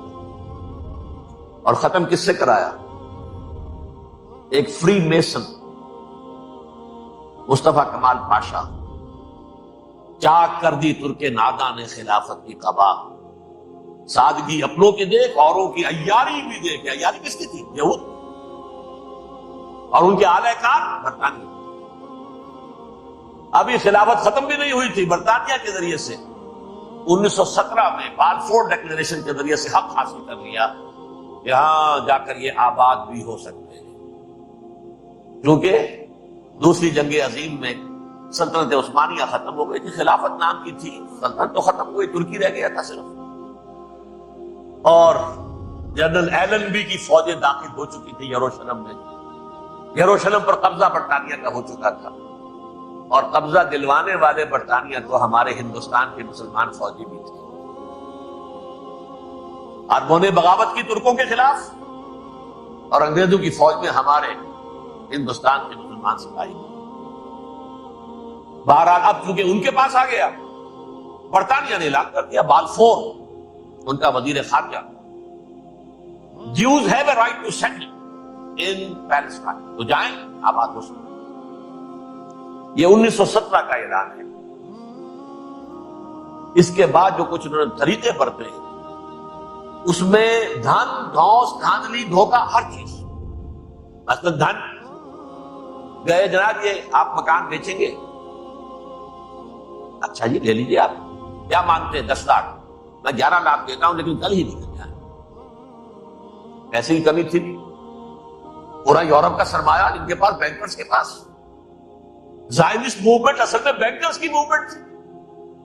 1897 میں جمع ہو کر انہوں نے جو پروٹوکول بنائے تھے وہ کون تھے؟ سب کے سب بینکرز تھے. دولت کی کمی نہیں تھی. تم 10 کی بجائے 11 لوگ نکل جاؤ. یہ کھیت بیچتے ہو کتنے کا؟ بھائی 12 کا, ہم 13 دیتے ہیں, جلدی سے نکال. یہ بھی کیا, دھن کے ذریعے سے ڈسپلیس کیا, جہاں زور چلا نکال دیا. اور اس کے بعد پھر جب سن 48 میں اسرائیلی ریاست قائم ہو گئی, اب اسرائیلی جو ہے عدالتوں میں استغاثے دائر کرنے شروع ہوئے. فلاں مکان میرے پرانے پگڑدادا سبردادا کا تھا 2000 سال پہلے, جس کے اوپر یہ قبضہ کر کے بیٹھے ہوئے, یہ میرے پاس دستاویزات ہیں. اچھا ٹھیک ہے, آپ نکل جائیں, یہ مکان ان کا. اس طریقے سے انہوں نے بے دخل کیا فلسطین, اور خود وہاں پر قدم جما کر یہ ہے کہ جو مغربی اقوام نے کیا ہے. اس میں سیکنڈ جو ہے رول پلے کیا ہے امریکہ نے. ویسٹ جو ہے اس کا نمبر 2 امریکہ تھا, اب نمبر 1 امریکہ ہے. اب برطانیہ کی کوئی حیثیت اب نہیں ہے، لیکن سب سے بڑا وکیل جو ہے وہی ہے اب بھی۔ لیکن ظاہر بات ہے کہ west white Anglo Saxon Protestants کا امام اس وقت جو ہے وہ برطانیہ یو ایس اے۔ 1948 میں یہ قائم ہوا، اور یہاں پہ نوٹ کیجئے پاکستان 47 میں قائم ہوا، اور تقریباً 9 مہینے کے درمیان اگست 47 اور مئی یا جون 48۔ اس کا کیا مطلب ہے یہ میں بعد میں بتاؤں گا۔ پہلی جنگ ہوئی 48 میں، عربوں نے بغاوت کی اور عرب جیت رہے تھے، اچانک پتہ نہیں کیوں عربوں نے جنگ بند کر دی۔ یہ بالکل یوں سمجھیے کہ پیرلل واقعات ہیں۔ کشمیر میں ہم جیت رہے تھے، بھاگ کر نہرو پہنچ گیا یونائٹڈ نیشنز کے اندر، جنگ بند ہو گئی، ختم ہوا۔ ایسا کچھ اپنوں کی غلطی بھی تھی، کچھ قبائلیوں نے وہاں جا کر سری نگر ایئرپورٹ تک پہنچ گئے تھے، بجائے اس پر قبضہ مکمل کرنے کے لوٹ مار میں لگ گئے، اپنوں کی غلطی بھی تھی، لیکن اس کے باوجود پڑنا بھاری تھا۔ اور اگر سری نگر ایئرپورٹ پر قبضہ ہو گیا ہوتا تو سوال ہی پیدا نہیں ہوتا کہ بھارت میں اپنی فوجیں اتار سکتا ہے، زمینی راستہ تھا ہی۔ وہی وہاں ہوا ہے، بڑے ہی عجیب طریقے پر عرب جیت رہے تھے، اسرائیل جو ہے شکست کھا رہے تھے، عربوں نے صلح کر دی۔ کچھ مہینوں کے بعد عربوں نے دوبارہ جنگ کی۔ اتنے عرصے میں یہ اسرائیلی، یہ سب جو ہے جتنے دہشت گرد ہیں اسرائیل، یہ اس دور کے لوگ، وہ چاہے مینیچم بیگن تھا یا کوئی اور، یہ سب کے سب اس دور کے ٹیررسٹ۔ اب انہوں نے ڈٹ کر جو مقابلہ کیا، عربوں کو شکست دی، بڑی سخت۔ سن 48 میں عربوں کو شکست ہو گئی۔ سن 67 میں روس کے سکھانے پڑھانے پر جمال عبد الناصر نے حملہ کیا، بلاکیڈ کر دیا ایلات کا، بندرگاہ کا۔ 6 دن کی جنگ کے اندر اسرائیلیوں نے روس سے پورا صحرا سینا لے لیا، اسرائیل شام سے گولان ہائٹس لے لیے، اردن سے یہ پورا مغربی کنارہ جو یہ اردن کا حصہ ہے، اور مشرقی یروشلم اردن کے پاس تھا، اس کو بھی قبضہ کر دیا۔ 1967 کی جنگ کا نتیجہ کیا نکلا؟ یروشلم پورا کا پورا یہودیوں کے قبضے میں چلا گیا، جو 1948 میں آدھا کر دیا گیا تھا۔ ویسٹرن یروشلم یہ یہودیوں کے پاس، ایسٹرن یروشلم مسلمانوں کے پاس، اور مشرقی یروشلم ہی میں مسجد اقصی ہے اور قوۃ الصفا، وہ مسلمانوں کی تحویل میں تھے۔ اردن کا قبضہ مسلمانوں کی تحویل، لیکن اب 67 میں پورا یروشلم ان کے قبضے میں آ گیا۔ پھر بہرحال مصر نے ایک کوشش کی بدلہ لینے کی سن 73 کی جنگ میں، اور اس میں کوئی شک نہیں بڑی شجاعت کا مظاہرہ کیا۔ رمضان وار آف 1973، بارلیو لائن کراس کر دی، جسے وہ سمجھتے تھے کہ کوئی طاقت دنیا کی ہمارے اس دفاعی جو ہے لائن اس کو کراس کر نہیں سکتی۔ لیکن پھر جب امریکہ اپنی پوری طاقت لے کر میدان میں آ گیا ہے تو ظاہر بات ہے مصر کی حیثیت امریکہ کے مقابلے میں کچھ نہیں۔ یہ ہے میں نے جو مختصر سی تاریخ آپ کے سامنے رکھی۔ اب جو اصل مسئلہ ہے سمجھیے، سین کیا ہے، منظر کیا ہے۔ یہ پہلو وہ ہے بہت سے کہ جو شاید بہت سے حضرات کے نگاہوں میں نہ ہو، باقی تو یہ تاریخ کے واقعات ہیں، اکثر لوگوں کے علم میں ہوگی۔ یہودیوں میں بھی ایک بڑی شدید اندرونی کشاکش، جیسے مسلمانوں میں کچھ مسلمان وہ ہیں جو نماز روزے کی پابندی کرتے ہیں، دین سے انہیں تعلق ہے، کچھ وہ ہیں جو سنا نماز نہ روزہ نہ کچھ، نام تو ان کے ہیں، محمد حسین ہے، غلام علی ہے تو صحیح، سیکولر ذہن ہے، مادی پرستی ہے، کچھ نہیں ہے کہ نہیں، ایسا ہی ان کے ہاں ہے۔ اصل یہودی جو ہے، عملی یہودی، اس کی شکل آپ نے اگر کبھی دیکھی ہو، اس کے سر کے اوپر اونچا ہیٹ ہوتا ہے کالا، ان کی زلفیں لمبی لمبی ہوتی ہیں، خاص طور پر یہ جو ہے گلپٹی کے بعد یہ قلمے جو ہے یہ تو لا کے چھلے بنا کر بہت خوبصورت سا جو ہے وہ ہار بناتے ہیں، لمبا کالا کوٹ پہنا ہوتا ہے، لمبی داڑھی ہوتی ہے۔ یہی وجہ ہے کہ مسلمانوں میں بھی مصر میں جس کی لمبی داڑھی ہوتی تھی، اب کچھ حالات شاید بدل گئے، سمجھتے تھے یہ یہودی ہے، یعنی لمبی داڑھی یہودی رکھتا تھا، مسلمان نہیں۔ مسلمان تو عرب صرف ٹوکن داڑھی رکھتے ہیں یا شیو کرتے ہیں، یا سعودیوں کی طرح صرف کوئی نشان چھوڑتے ہیں، اللہ خیر سے۔ لمبی داڑھی شعار جو ہے یہودیوں کا، ایک انتہا پر تو یہ ہے، دوسری انتہا پر وہ جنہیں کسی شے سے غرض نہیں، شراب بھی پیتے ہیں، سب کچھ ہے، سور بھی کھاتے ہیں یہودی، بینکرز ہیں، بڑے بڑے سائنسدان ہیں، سب کچھ ہیں، وہ زیادہ تر جو ہے سیکولر ہیں، کچھ بیچ بیچ میں بھی ہیں، جیسے یہ ایریل شیرون ہے، ویسے شیوڈ ہے، داڑھی تو نہیں ہے اس کی، لیکن سر پہ وہ ضرور وہ جو ہے اس کی جو ٹوپی سی آپ کو رکھی نظر آ جائے. یہ ہے درمیانی یہودی ہونے کا نشان کہ ایک شعار انہوں نے اپنا جو ہے برقرار رکھا ہوا. وہ ایک ٹوپی چپکی ہوئی سے ہوتی ہے، وہ ٹوپی کیا ہوتی ہے پتہ نہیں، کیسے چپکی رہتی ہے مجھے نہیں معلوم. یہ جو کشمکش ہے اس میں، جو زیادہ رائٹسٹ اور لیفٹسٹ کہہ لیجیے، سیکولر اور مذہبی لوگوں کی کشمکش ہے، ان کے درمیان ایک کشاکش جو ہے اس کو سمجھ لیجیے کہ وہ کیا ہے. ایک چیز تو ان دونوں کے درمیان قدر مشترک ہے، پوری دنیا کی مالیات پر ہم تسلط کریں گے، قبضہ کریں گے، ڈومینیٹ کریں گے، لوگوں کو ہم بنا کر رکھ دیں گے حیوان، ملٹی نیشنل کمپنیاں ہوں گی، انہی کا راج ہوگا، انہی کی حکومتیں ہوں گی، انڈسٹری انہی کے ہاتھ میں ہوگی، لوگ یا مزدوروں کی حیثیت سے کام کریں گے یا تھوڑے سے مینیجرز ان میں سے بھی ہم لے کر کچھ تنخواہیں ان کو بھی دے دیں گے، باقی سود کے ذریعے سے ملائی ہم کھینچتے رہیں گے، مرتب ہمارے پاس آتا رہے گا. ورلڈ ڈومینیشن، اکنامک ڈومینیشن، یہ تو دونوں کے نزدیک متفق ہے. سیکولر بھی چاہتے ہیں اور جو مذہبی یہودی کو بھی چاہتے ہیں. اس کے بعد ایک اختلاف ہے. مذہبی یہودی یہ کہتا ہے ہمیں گریٹر اسرائیل بنانا ہے، اور گریٹر اسرائیل وہ سارے علاقے ہیں جو ان کی تاریخ میں اسرائیل سلطنت کا حصہ رہے. حضرت یوسف کے زمانے میں یہودی جا کر آباد ہوئے مصر میں، جو ڈیلٹا کا علاقہ ہے، زرخیز ترین علاقہ ہے، جوشن کا علاقہ، وہ کہتے ہیں وہ ہمارا ہے، کئی سو برس ہمارا ہے. صحرائے سینا ہمارا ہے، اس میں کوہ طور ہے جس میں حضرت موسیٰ کا اب کلام ہوئے اللہ سے، تورات ملی، اس میں 40 برس تک ہم بھٹکتے پھرے ہیں. صحرائے تی ہے یہ، یتیہون فی الارض 40 سنہ. پھر فلسطین تو خیر ہماری جدی پشتی جائیداد ہے، جاگیر ہے. پھر یہ عرب جو ہے یہ بھی مدینے تک ہمارا ہے، مدینے سمیت ہمارے قبیلے وہاں سے کیسے نکالا مسلمانوں. پورا عراق ہمارا ہے، پورا شام ہمارا ہے، اور ترکی کا بھی ایک علاقہ ہے ابتدائی مشرقی جنوبی، وہ بھی ہمارا ہے. یہ ہے گریٹر اسرائیل، یہ ہم نے بنا. جبکہ جو سیکولر ذہن کے لوگ کہتے ہیں کیا کرو گے اس کو بنا کے، اس میں جو عرب ہیں وہ تم سے لڑتے رہیں گے، تم انہیں مارو گے وہ تمہیں ماریں گے، اگر تم 10 مارو گے تو ایک تو وہ بھی ماریں گے نا تمہارا. ٹھیک ہے، فائدہ کیا ہے؟ اس کی بجائے ہم یہ کرتے ہیں کہ عرب اور اسرائیل مل کر، کزنز ہیں نا آپس میں. آپ کو معلوم بل کلنٹن نے یہ الفاظ کہے تھے جب اسحاق ریبن سے معانقہ کرایا تھا شاہ حسین مرحوم کا، تو کیا کہا؟ You are cousins.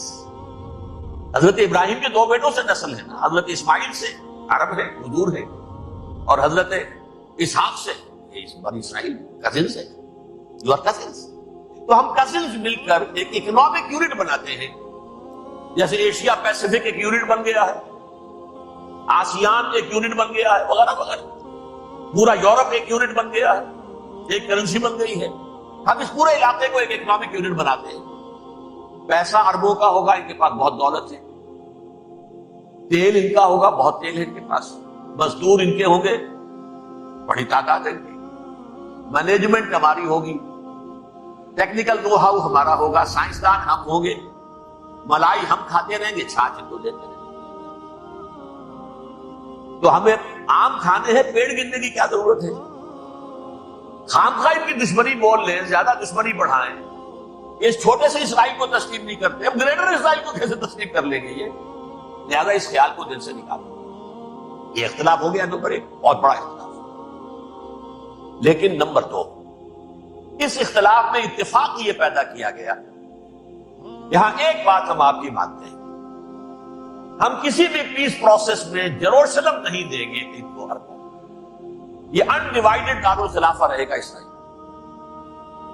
اور نمبر 2، مسجد اقصی اور امت الصخرہ کو گرا کر 3rd ٹیمپل بنائیں گے. یہ مذہبی یہودیوں کو اتنی رشوت اگر وہ نہ دے تو وہ ان کے ساتھ کام کرنے کو تیار ہی نہیں ہو سکتے. یہ پورا پس منظر سمجھ لیجیے. اصل میں بٹوین دی لائنز سمجھے بغیر یہ خبریں جو آپ پڑھتے ہیں ادھر امریکہ کا معاملہ کیا ہے؟ ایک طرف وہ پشت پناہ ہے، حمایتی ہے، پروٹیکٹر ہے، محافظ ہے اسرائیل کا. اسرائیل امریکہ ہی کی آؤٹ پوسٹ سمجھ لیجئے، اسی کی ایک ریاست سمجھ لیجئے. لیکن اس کے ساتھ ہی وہ اپنے جو دنیاوی عالمی مصلحتیں ہیں، اتنی بڑی قوم عرب کی جو ہے اسے بھی دشمن کو نہیں بنانا چاہتا. اور میں بھی ماڈریٹس کو چاہتا ہے کہ رہے ماڈریٹس یہ جو ہماری جیب میں ہے، حسنی مبارک ہو، شافعات ہو، جو ہماری جیب میں ہے. ورنہ یہ کہ وہاں پر اگر زیادہ ریڈیکل لوگ آ گئے تو ہمارا ویسے ہی بیڑا غرق ہوگا. لہذا وہ جبر کرتے رہے ان پر کہ صلح کرو کوئی نہ کوئی. یہ صلح کے لیے دباؤ امریکہ کا ہے، اسرائیل نہیں چاہتا صلح، دباؤ ہے امریکہ کا. اب میں آپ کو یاد دلاتا ہوں، خلیج کی جنگ ختم ہوئی، بش یہ باپ اس کا جو اب ہے بش، اس کا بڑا بش جو سینئر، اس کی پاپولیرٹی ریشو جو ہے 89% تھی اس وقت امریکہ کے اندر. اتنی بڑی جنگ فتح کی تھی اور چند امریکی مرے صرف. لیکن اس نے ایک موقف اختیار کیا یہود کے خلاف.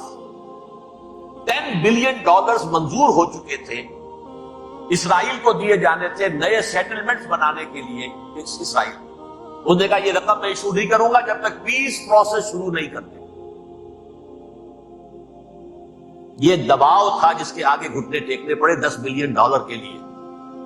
لیکن اس کا بدلہ یہ چکایا کہ الیکشن میں ہرا دیا اسے. حالانکہ وہ ہیرو، فاتح، خلیج کی جنگ کا فاتح، 89% ریٹنگ، الیکشن میں 0. دباؤ تھا. اسی طرح بل کلنٹن کا دباؤ رہا، کسی طرح صلح کرو، کسی طرح صلح کرو، کسی طرح صلح کرو.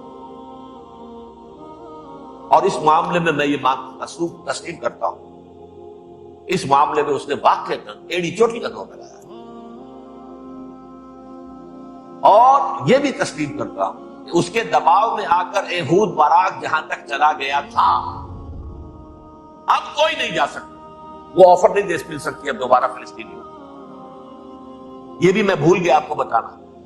یہ جب پروسیس شروع ہوا ہے جس کا نام تھا لینڈ فار پیس، اصول کیا دیا تھا امریکہ نے کہ دیکھو اسرائیلیوں، یہودیوں، تم نے سن 67 میں جو زمینیں ان سے چھینی تھی، جو علاقے، یہ ان کو واپس کر دو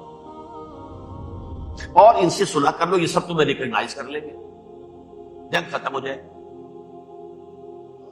صحرائے سینا دے دو، مصر تم سے صلح کر لے گا. وہ ہو گیا، انور سادات نے صلح کر لی، ریکگنائز کر لیا، صحرائے سینا واپس آ گیا. عربوں نے اسے اپنی فولڈ سے نکال دی، عرب لیگ سے نکال دی. شام بھی تیار رہا ہے لیکن پورا گولان ہائٹ مانگتا ہے. وہ ابھی جو پچھلے دنوں کلنٹن کے آخری دور میں گفتگو ہوئی تھی، اس نے کہا جتنا تم نے ہم سے علاقہ چھینا تھا سارا واپس کرو تو ہم کر لیں گے ریکگنائز.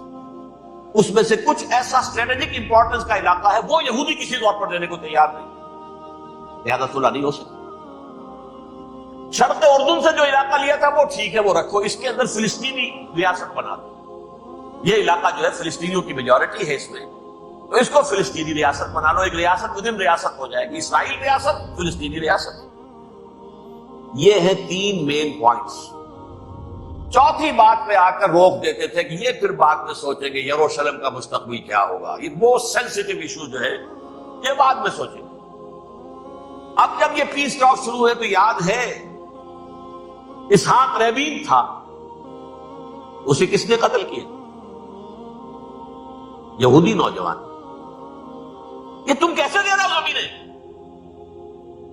ہمیں تو اور لینی ہے.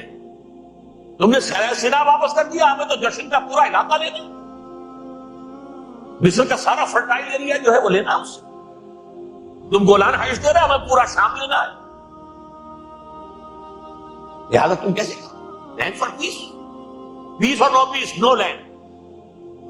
زمین ہم واپس نہیں، ہمیں تو اور لینی. اس نے قتل کیا یہودی نے، فلسطینی تو نے قتل کیا. ایہود باراک کی بات میں آپ کو بتا رہا ہوں، یہ یہاں تک چلا گیا تھا کہ اسرائیلی ریاست بھی ہم فلسطینی ریاست بھی مان لیں گے، یروشلم بھی مشرقی یروشلم دے دیں گے، تمہارا اقتدار ہوگا. البتہ یہ جو احاطہ ہے جس میں جنوب میں مسجد اقصی ہے اور ذرا شمال کی طرف ہے قبۃ الصخرہ. قبۃ الصخرہ آپ جانتے ہیں جب بھی ٹیلی ویژن پر یروشلم سے کوئی خبر آ رہی ہے تو پیچھے وہ بڑا سا مینار کو گنبد نظر آتا ہے سنہرا. یہ وہ جگہ ہے چٹان، ٹیمپل ماؤنٹ. یہ پہاڑی تھی پہلے، جیسے کوہ صفا کوہ مروہ کیا رہ گئی، کبھی پہاڑیاں تھی. کوہ صفا کے اوپر چڑھ کر حضور نے نعرہ لگایا تھا ما صباح. اب کیا ہے وہ کوہ صفا بتا رہا، وہ تو ایک چھوٹی سی علامت ہے، کوئی پہاڑیاں سے دکھائی دیتی ہے، اس کے اوپر بھی گنبد ہے. اسی طرح ٹیمپل ماؤنٹ ہے وہ جہاں پر کہ ہیکل سلیمانی تھا، اور وہ گرا دیا تھا رومیوں نے، مسلمانوں نے تو نہیں گرایا.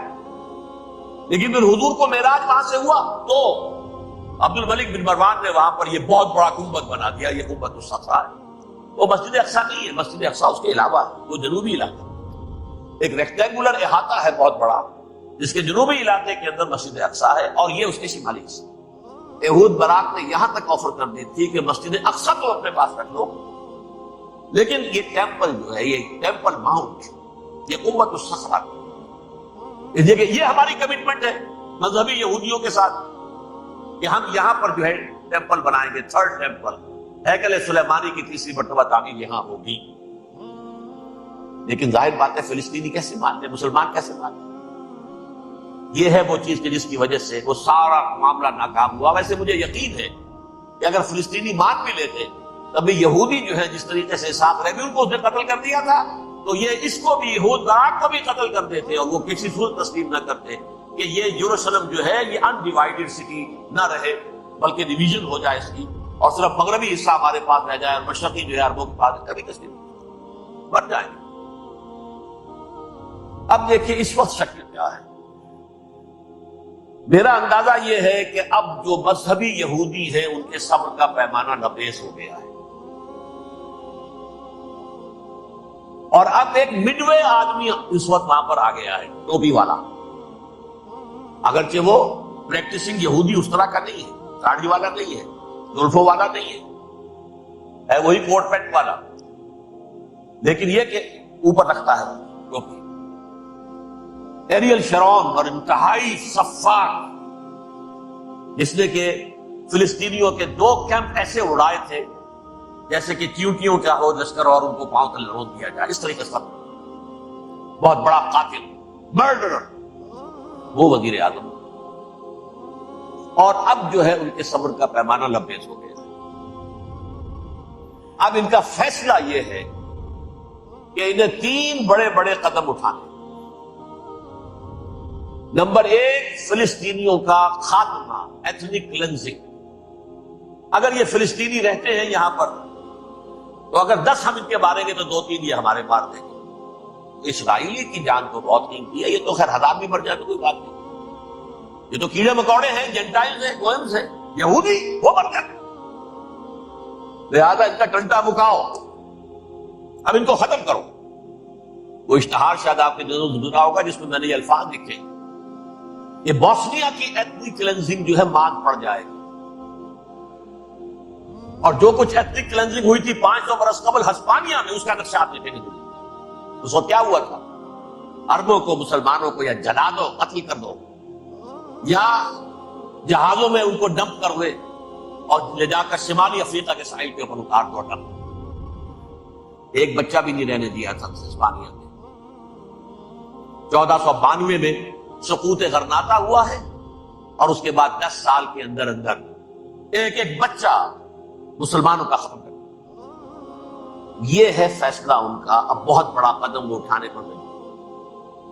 کب تک آپ رہیں گے؟ ہمارے لوگ مارتے ہیں، 16 نوجوان ہمارے مار دیے. ناج گھر تھا، اس میں ایک چلا گیا فلسطینی، بم اپنے جسم سے باندھ کر وہاں اڑا دیا، خود بھی اڑ گیا، 16 اس کے نوجوان اڑ گئے. لہذا یہ چیز ان کے لیے ناقابل برداشت تھی. ان کے صبر کا پیمانہ اب کر دیں. نمبر 2، انہیں بہرحال اب یہ کرنا ہے کہ مسجد اقصی کو گرائیں، قبۃ الصخرہ کو گرائیں اور ٹیمپل بنائیں. یہ انتفاضہ جو اب شروع ہوا 1 سال پہلے سے، یہ شیرون نے دورہ کیا تھا، مسجد اقصی میں گیا تھا، اور اس نے 3rd ٹیمپل کی تعمیر کے لیے ایک پتھر جو ہے بنیاد کا پتھر رکھنے کا ارادہ ظاہر کیا، جس پر فلسطینی نوجوان اٹھے، وہ اینٹیں لے کر، روڑے لے کر، اور اس وقت سے یہ سلسلہ چل رہا ہے.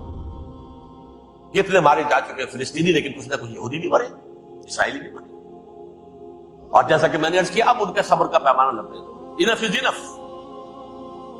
اب ہم اس معاملے کو ایک دفعہ جو ہے فائنلی ختم کر دیں اور اب بنائیں گے. لہٰذا اب جو ہے کئی ٹن وزن کے وہ جو پتھر تیار ہو کر آگے رکھ دیے گئے ہیں کہ یہاں یہ بنیاد پڑنی ہے, اس کے اندر یہ پتھر لگے.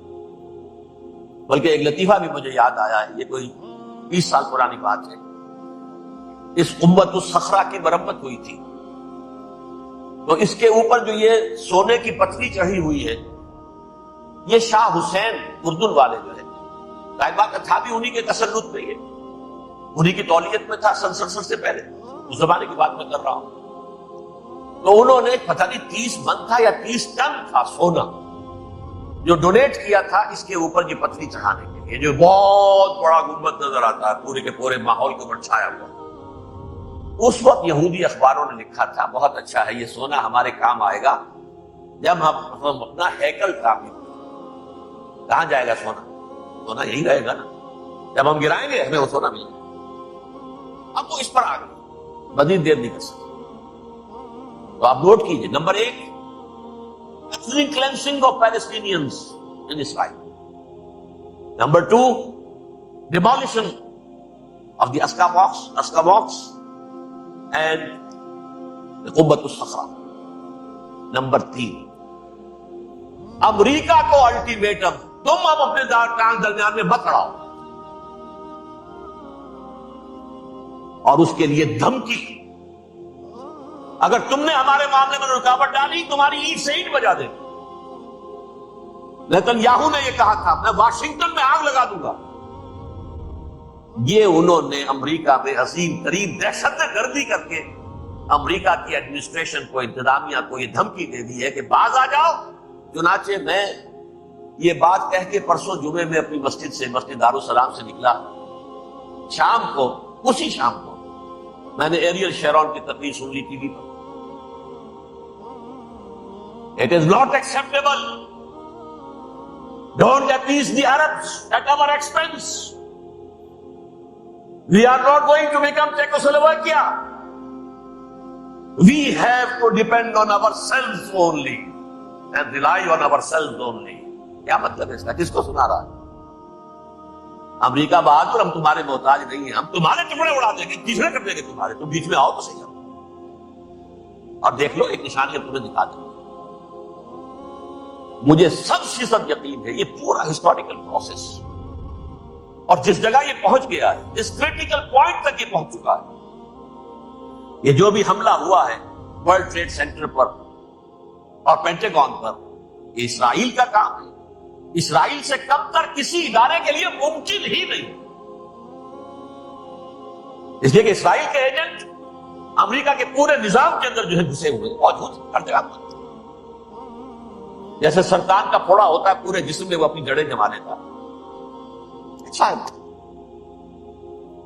پوری ایڈمنسٹریشن, پوری اکانومی, تمام ذرائع ابلاغ, پرنٹڈ میٹر ہو یا یہ کہ الیکٹرانک میڈیا, سب ان کے قبضے میں. ڈیفنس کا سارا معاملہ ان کے قبضے میں. کوئی اور طاقت یہ کر ہی نہیں سکتی. امریکہ, اس کے سیکیورٹی کے معاملات تہ در تہ, دائرہ اندر دائرہ, اس دائرے سے 100 میل تک کوئی جہاز آ جائے گا اگر کہیں جو کہ آئیڈینٹیفائی ہو تو یہ ہو جائے گا, اس سے آگے آگے تو یہ ہو جائے گا, اس سے آگے وہ آیا چلا رہا ہے. پینٹاگون پر آ گیا ہے اور 1 گھنٹے بعد آیا ہے. پہلی اسٹرائک جو ہوئی ہے ورلڈ ٹریڈ سینٹر, اس کے 1 گھنٹے کے بعد پینٹاگون پر آ گیا. پینٹاگون وہ تو یوں سمجھیے ان کی مملکت کا حساس ترین دفاع کا مرکز, اور اس کا 1/3 حصہ جلا کے رکھا. انہوں نے یہ دھمکی دی ہے, لیکن اس سے ان کے پیش نظر مقاصد کیا تھے؟ 3. اس دہشت گردی کے 3 مقاصد. فوراً اس کا رخ موڑ دینا اسامہ اور اس کی القاعدہ کی طرف. امریکہ غصے میں لائل بھبوکا ہو کر فوراً اقدام کرے, اور ایک طرف تو اسامہ اور ان کے ساتھ طالبان کا ٹنڈا مقابلہ, اور دوسری طرف چونکہ پاکستان الائی ہے اور پاکستان کے عوام جو ہے وہ طالبان کے ہمدرد ہیں, وہ اگر اٹھے تو ان کا بھی بیڑا کرو. ایک تیر سے 2 شکار تو ادھر ہو جائیں, جو مستقبل میں انہیں خطرہ.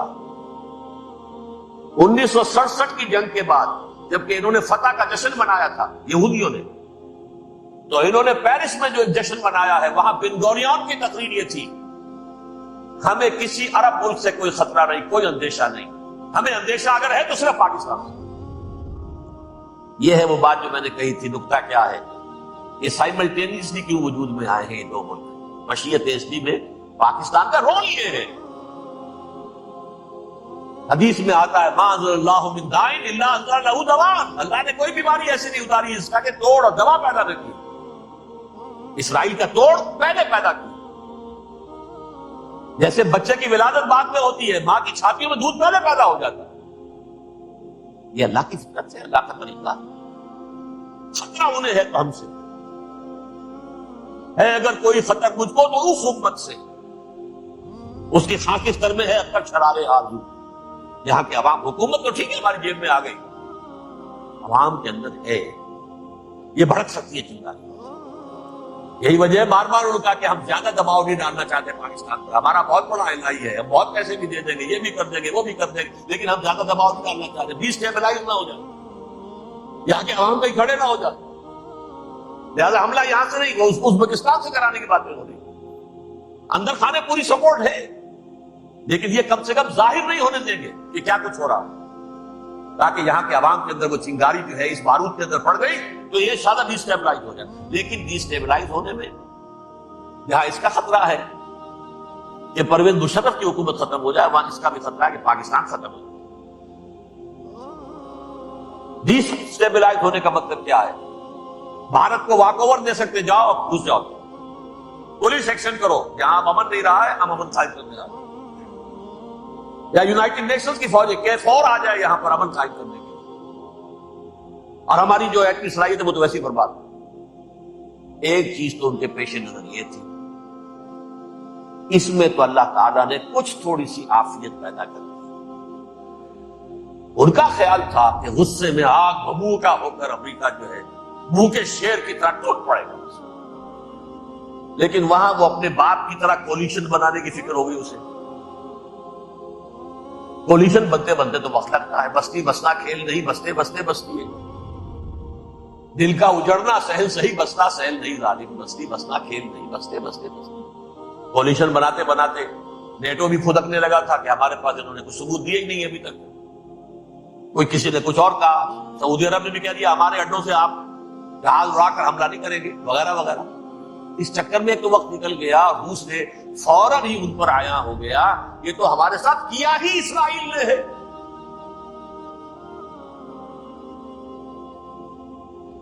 لیکن یہ بات ٹھیک نہیں کرنا چاہتا، میں نے خود سنا اور بھی بہت لوگوں سے کہا کہ یہ باقاعدہ اسٹیٹ ڈپارٹمنٹ کی طرف سے ٹی وی پر، CNN پر، BBC پر یہ اعلان آیا کہ یہ جو انویسٹیگیشنز ہو رہی ہیں اس حادثے کی تحقیقات کی، اس کی معلومات لیک کیوں ہو رہی ہیں؟ لیک نہیں ہونی چاہیے۔ کیوں؟ اسامہ کے خلاف اگر کوئی ثبوت ہے لیک ہو جائے 1000 مرتبہ، کسی کو نقصان ہے؟ یہ کون سا تھا، کون سا لیکیج ہے جسے روکنا مقصود ہے؟ وہ تو ہمارا متمنا ہے، ہمارا بیٹا ہے، وہ کر رہا ہے۔ اس گھر کو آگ لگ گئی گھر کے چراغ سے، but they have given a message to the United States of America،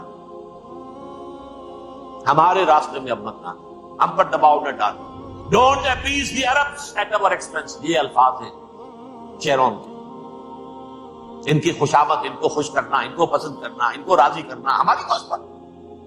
جیسے سلوواکیہ کے اوپر قبضہ جو ہے جرمنی کا ہٹلر کا تسلیم کر کے تم نے اس کو بڑھاوا دے دیا تھا اس وقت، ایسے ہی تم چاہتے ہو ہمیں بھی سلوواکیہ بنا، اب نہیں بنے۔ یہ ہے اصل میں صورتحال۔ جیسا کہ میں نے عرض کیا، افغانستان پر اب یہ جیسے کھسیانی بلی ہوتی ہے کھمبا نوشتی، کریں گے تو صحیح حملہ، یہ جگہ اتنی تیاری پوری دنیا کے اندر کر کے کچھ نہ کچھ تو کریں گے، کچھ نہ کچھ تو کارکردگی دکھائیں گے۔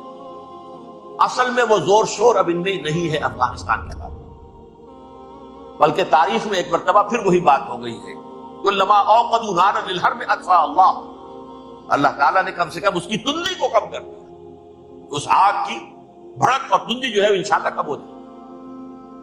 البتہ افغانستان میں کیا ہوگا یہ میں نہیں کہہ سکتا، ان ادری یا قریب بعید ما توعدون، جیسے کہ قرآن مجید میں حضور سے کہلوایا گیا میں یہ نہیں جانتا جس چیز کا وعدہ تم سے کیا جا رہا ہے وہ قریب ہے یا دور ہے۔ وَإِنْ أَدْرِي لَعَلَّهُ فِتْنَةٌ لَكُمْ وَمَتَاعٌ إِلَىٰ حِينٍ، میں نہیں جانتا ہو سکتا ہے ابھی اللہ تعالیٰ تمہیں کوئی مہلت دے اور کچھ وقت کے لیے تمہاری رسی دراز کر دے اور ابھی عذاب کو ٹال دے۔ جب حضور سے یہ کہلوایا جا رہا ہے ان ادری، یہاں تک بھی کہلوا دیا گیا وَمَا أَدْرِي مَا يُفْعَلُ بِي وَمَا بِكُمْ، مجھے نہیں معلوم میرے ساتھ کیا کیا جائے گا، تمہارے ساتھ کیا کیا جائے گا۔ تمہارا کون دعوے سے کہہ سکتا ہے کہ یہ ہوگا؟ تباہی بھی آ سکتی ہے، کوئی بڑا سیٹ بیک بھی آ سکتا ہے، اپس اینڈ ڈاؤنز ہوتے ہیں۔ احیاء اسلام کا پروسیس چل رہا ہے، لیکن احیاء پروسیس میں حضور کے زمانے میں بھی غزوہ بدر میں ایک دفعہ گراف جو ہے چلا گیا تھا آسمان پر، تو غزوہ احد میں وہ بہت نیچے بھی تو آ گیا تھا، مسلمانوں کے حوصلے پست بھی ہو گئے تھے۔ وَلَا تَهِنُوا وَلَا تَحْزَنُوا وَأَنْتُمُ الْأَعْلَوْنَ إِن كُنتُم مُؤْمِنِينَ، یہ تشفی دینی پڑی تھی، گھبراؤ نہیں، ڈرو نہیں۔ إِن يَمْسَسْكُمْ قَرْحٌ فَقَدْ مَسَّ الْقَوْمَ قَرْحٌ مِثْلُهُ، اگر تمہیں کوئی چرکا لگا ہے تو تمہارے دشمنوں کو اس سے بڑا چرکا لگ چکا ایک سال پہلے، انہوں تو ہمت نہیں چھوڑی، ایک سال کے بعد دوبارہ ہو گئے حملہ آور تم پر، تم کیوں دل چھوڑ دیں؟ وہ سیٹ بیک آ سکتا ہے اور یہ بھی ہو سکتا ہے، اور اللہ کرے کہ ہو جائے، وہ واقعہ فیل بھی پیدا ہو سکتا ہے۔ اللہ تعالیٰ چڑیوں کے ذریعے سے اور ان کی چونچوں اور ان کے پنجوں کی کنکریوں کے ذریعے سے ہاتھی والوں کو برباد کر سکتا ہے۔ الم تر کیف فعل ربک باصحاب الفیل الم یجعل کیدہم فی تضلیل وارسل علیہم طیرا ابابیل ترمیہم بحجارۃ من سجیل فجعلہم کعصف مأکول۔ کھایا ہوا بھوسا جگالی کر کے جب نکلتا ہے تو ایسے ہوتے ہیں، ایسا پورا لشکر کر دیا۔ اللہ تعالیٰ کر سکتا ہے، کوئی مشکل نہیں، وہ اعلیٰ کل شیء قدیر، اسے ہر شے کی قدرت حاصل ہے۔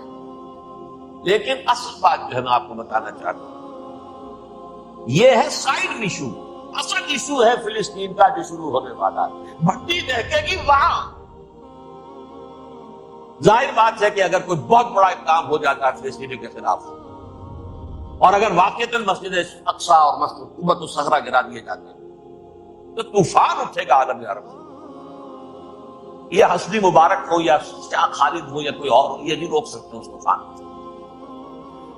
نوجوان خون اٹھے گا، غیرت اور جو بھی حمیت ہے۔ مسلمان ان پڑھ سے ان پڑھ اور بالکل بے دین، وہ بھی مسجد کی حرمت پر کٹ مرنے کو تیار ہو جاتا ہے۔ مسجد تو بنا دی شب بھر میں، ایمان کی حرارت والوں نے، من اپنا پرانا پاپی ہے، برسوں میں نماز ہی بنا سکتا۔ وہ چاہے کانپور کی مسجد سی مسلمانوں نے جانے دی، چاہے وہ شہید گنج کی مسجد کی مسلمانوں نے جانے دی، چاہے نماز نہ پڑھتے ہو، لیکن یہ جو حرمت اور یہ جو حمیت، یہ غیرت ہے، اس سے جو طوفان اٹھے گا یہ ہوگا اس ملحمۃ العظمی، اس کی طرف پیش رفت ہوگی۔ کتاب الملاحم سے احادیث کے حوالے سے یہ جن جنگوں کا حوالہ دیا حضور نے، پیشن گوئی کی ہے، اس کا نقطہ آغاز تھا خلیج کی جنگ۔ صدام حسین نے اسے کہا تھا یہ مدر آف وارز ہے، ام المحارب، یہ ایک جنگ نہیں ہے۔ اس کا نقشہ بھی حدیث میں موجود ہے، پیشن گوئی موجود تھی، اس وقت بھی ہم نے شائع کی تھی۔ لیکن اس میں جو جنگ اب ہونے والی وہ الملحمۃ العظمی۔ ملحمہ کسے کہتے ہیں؟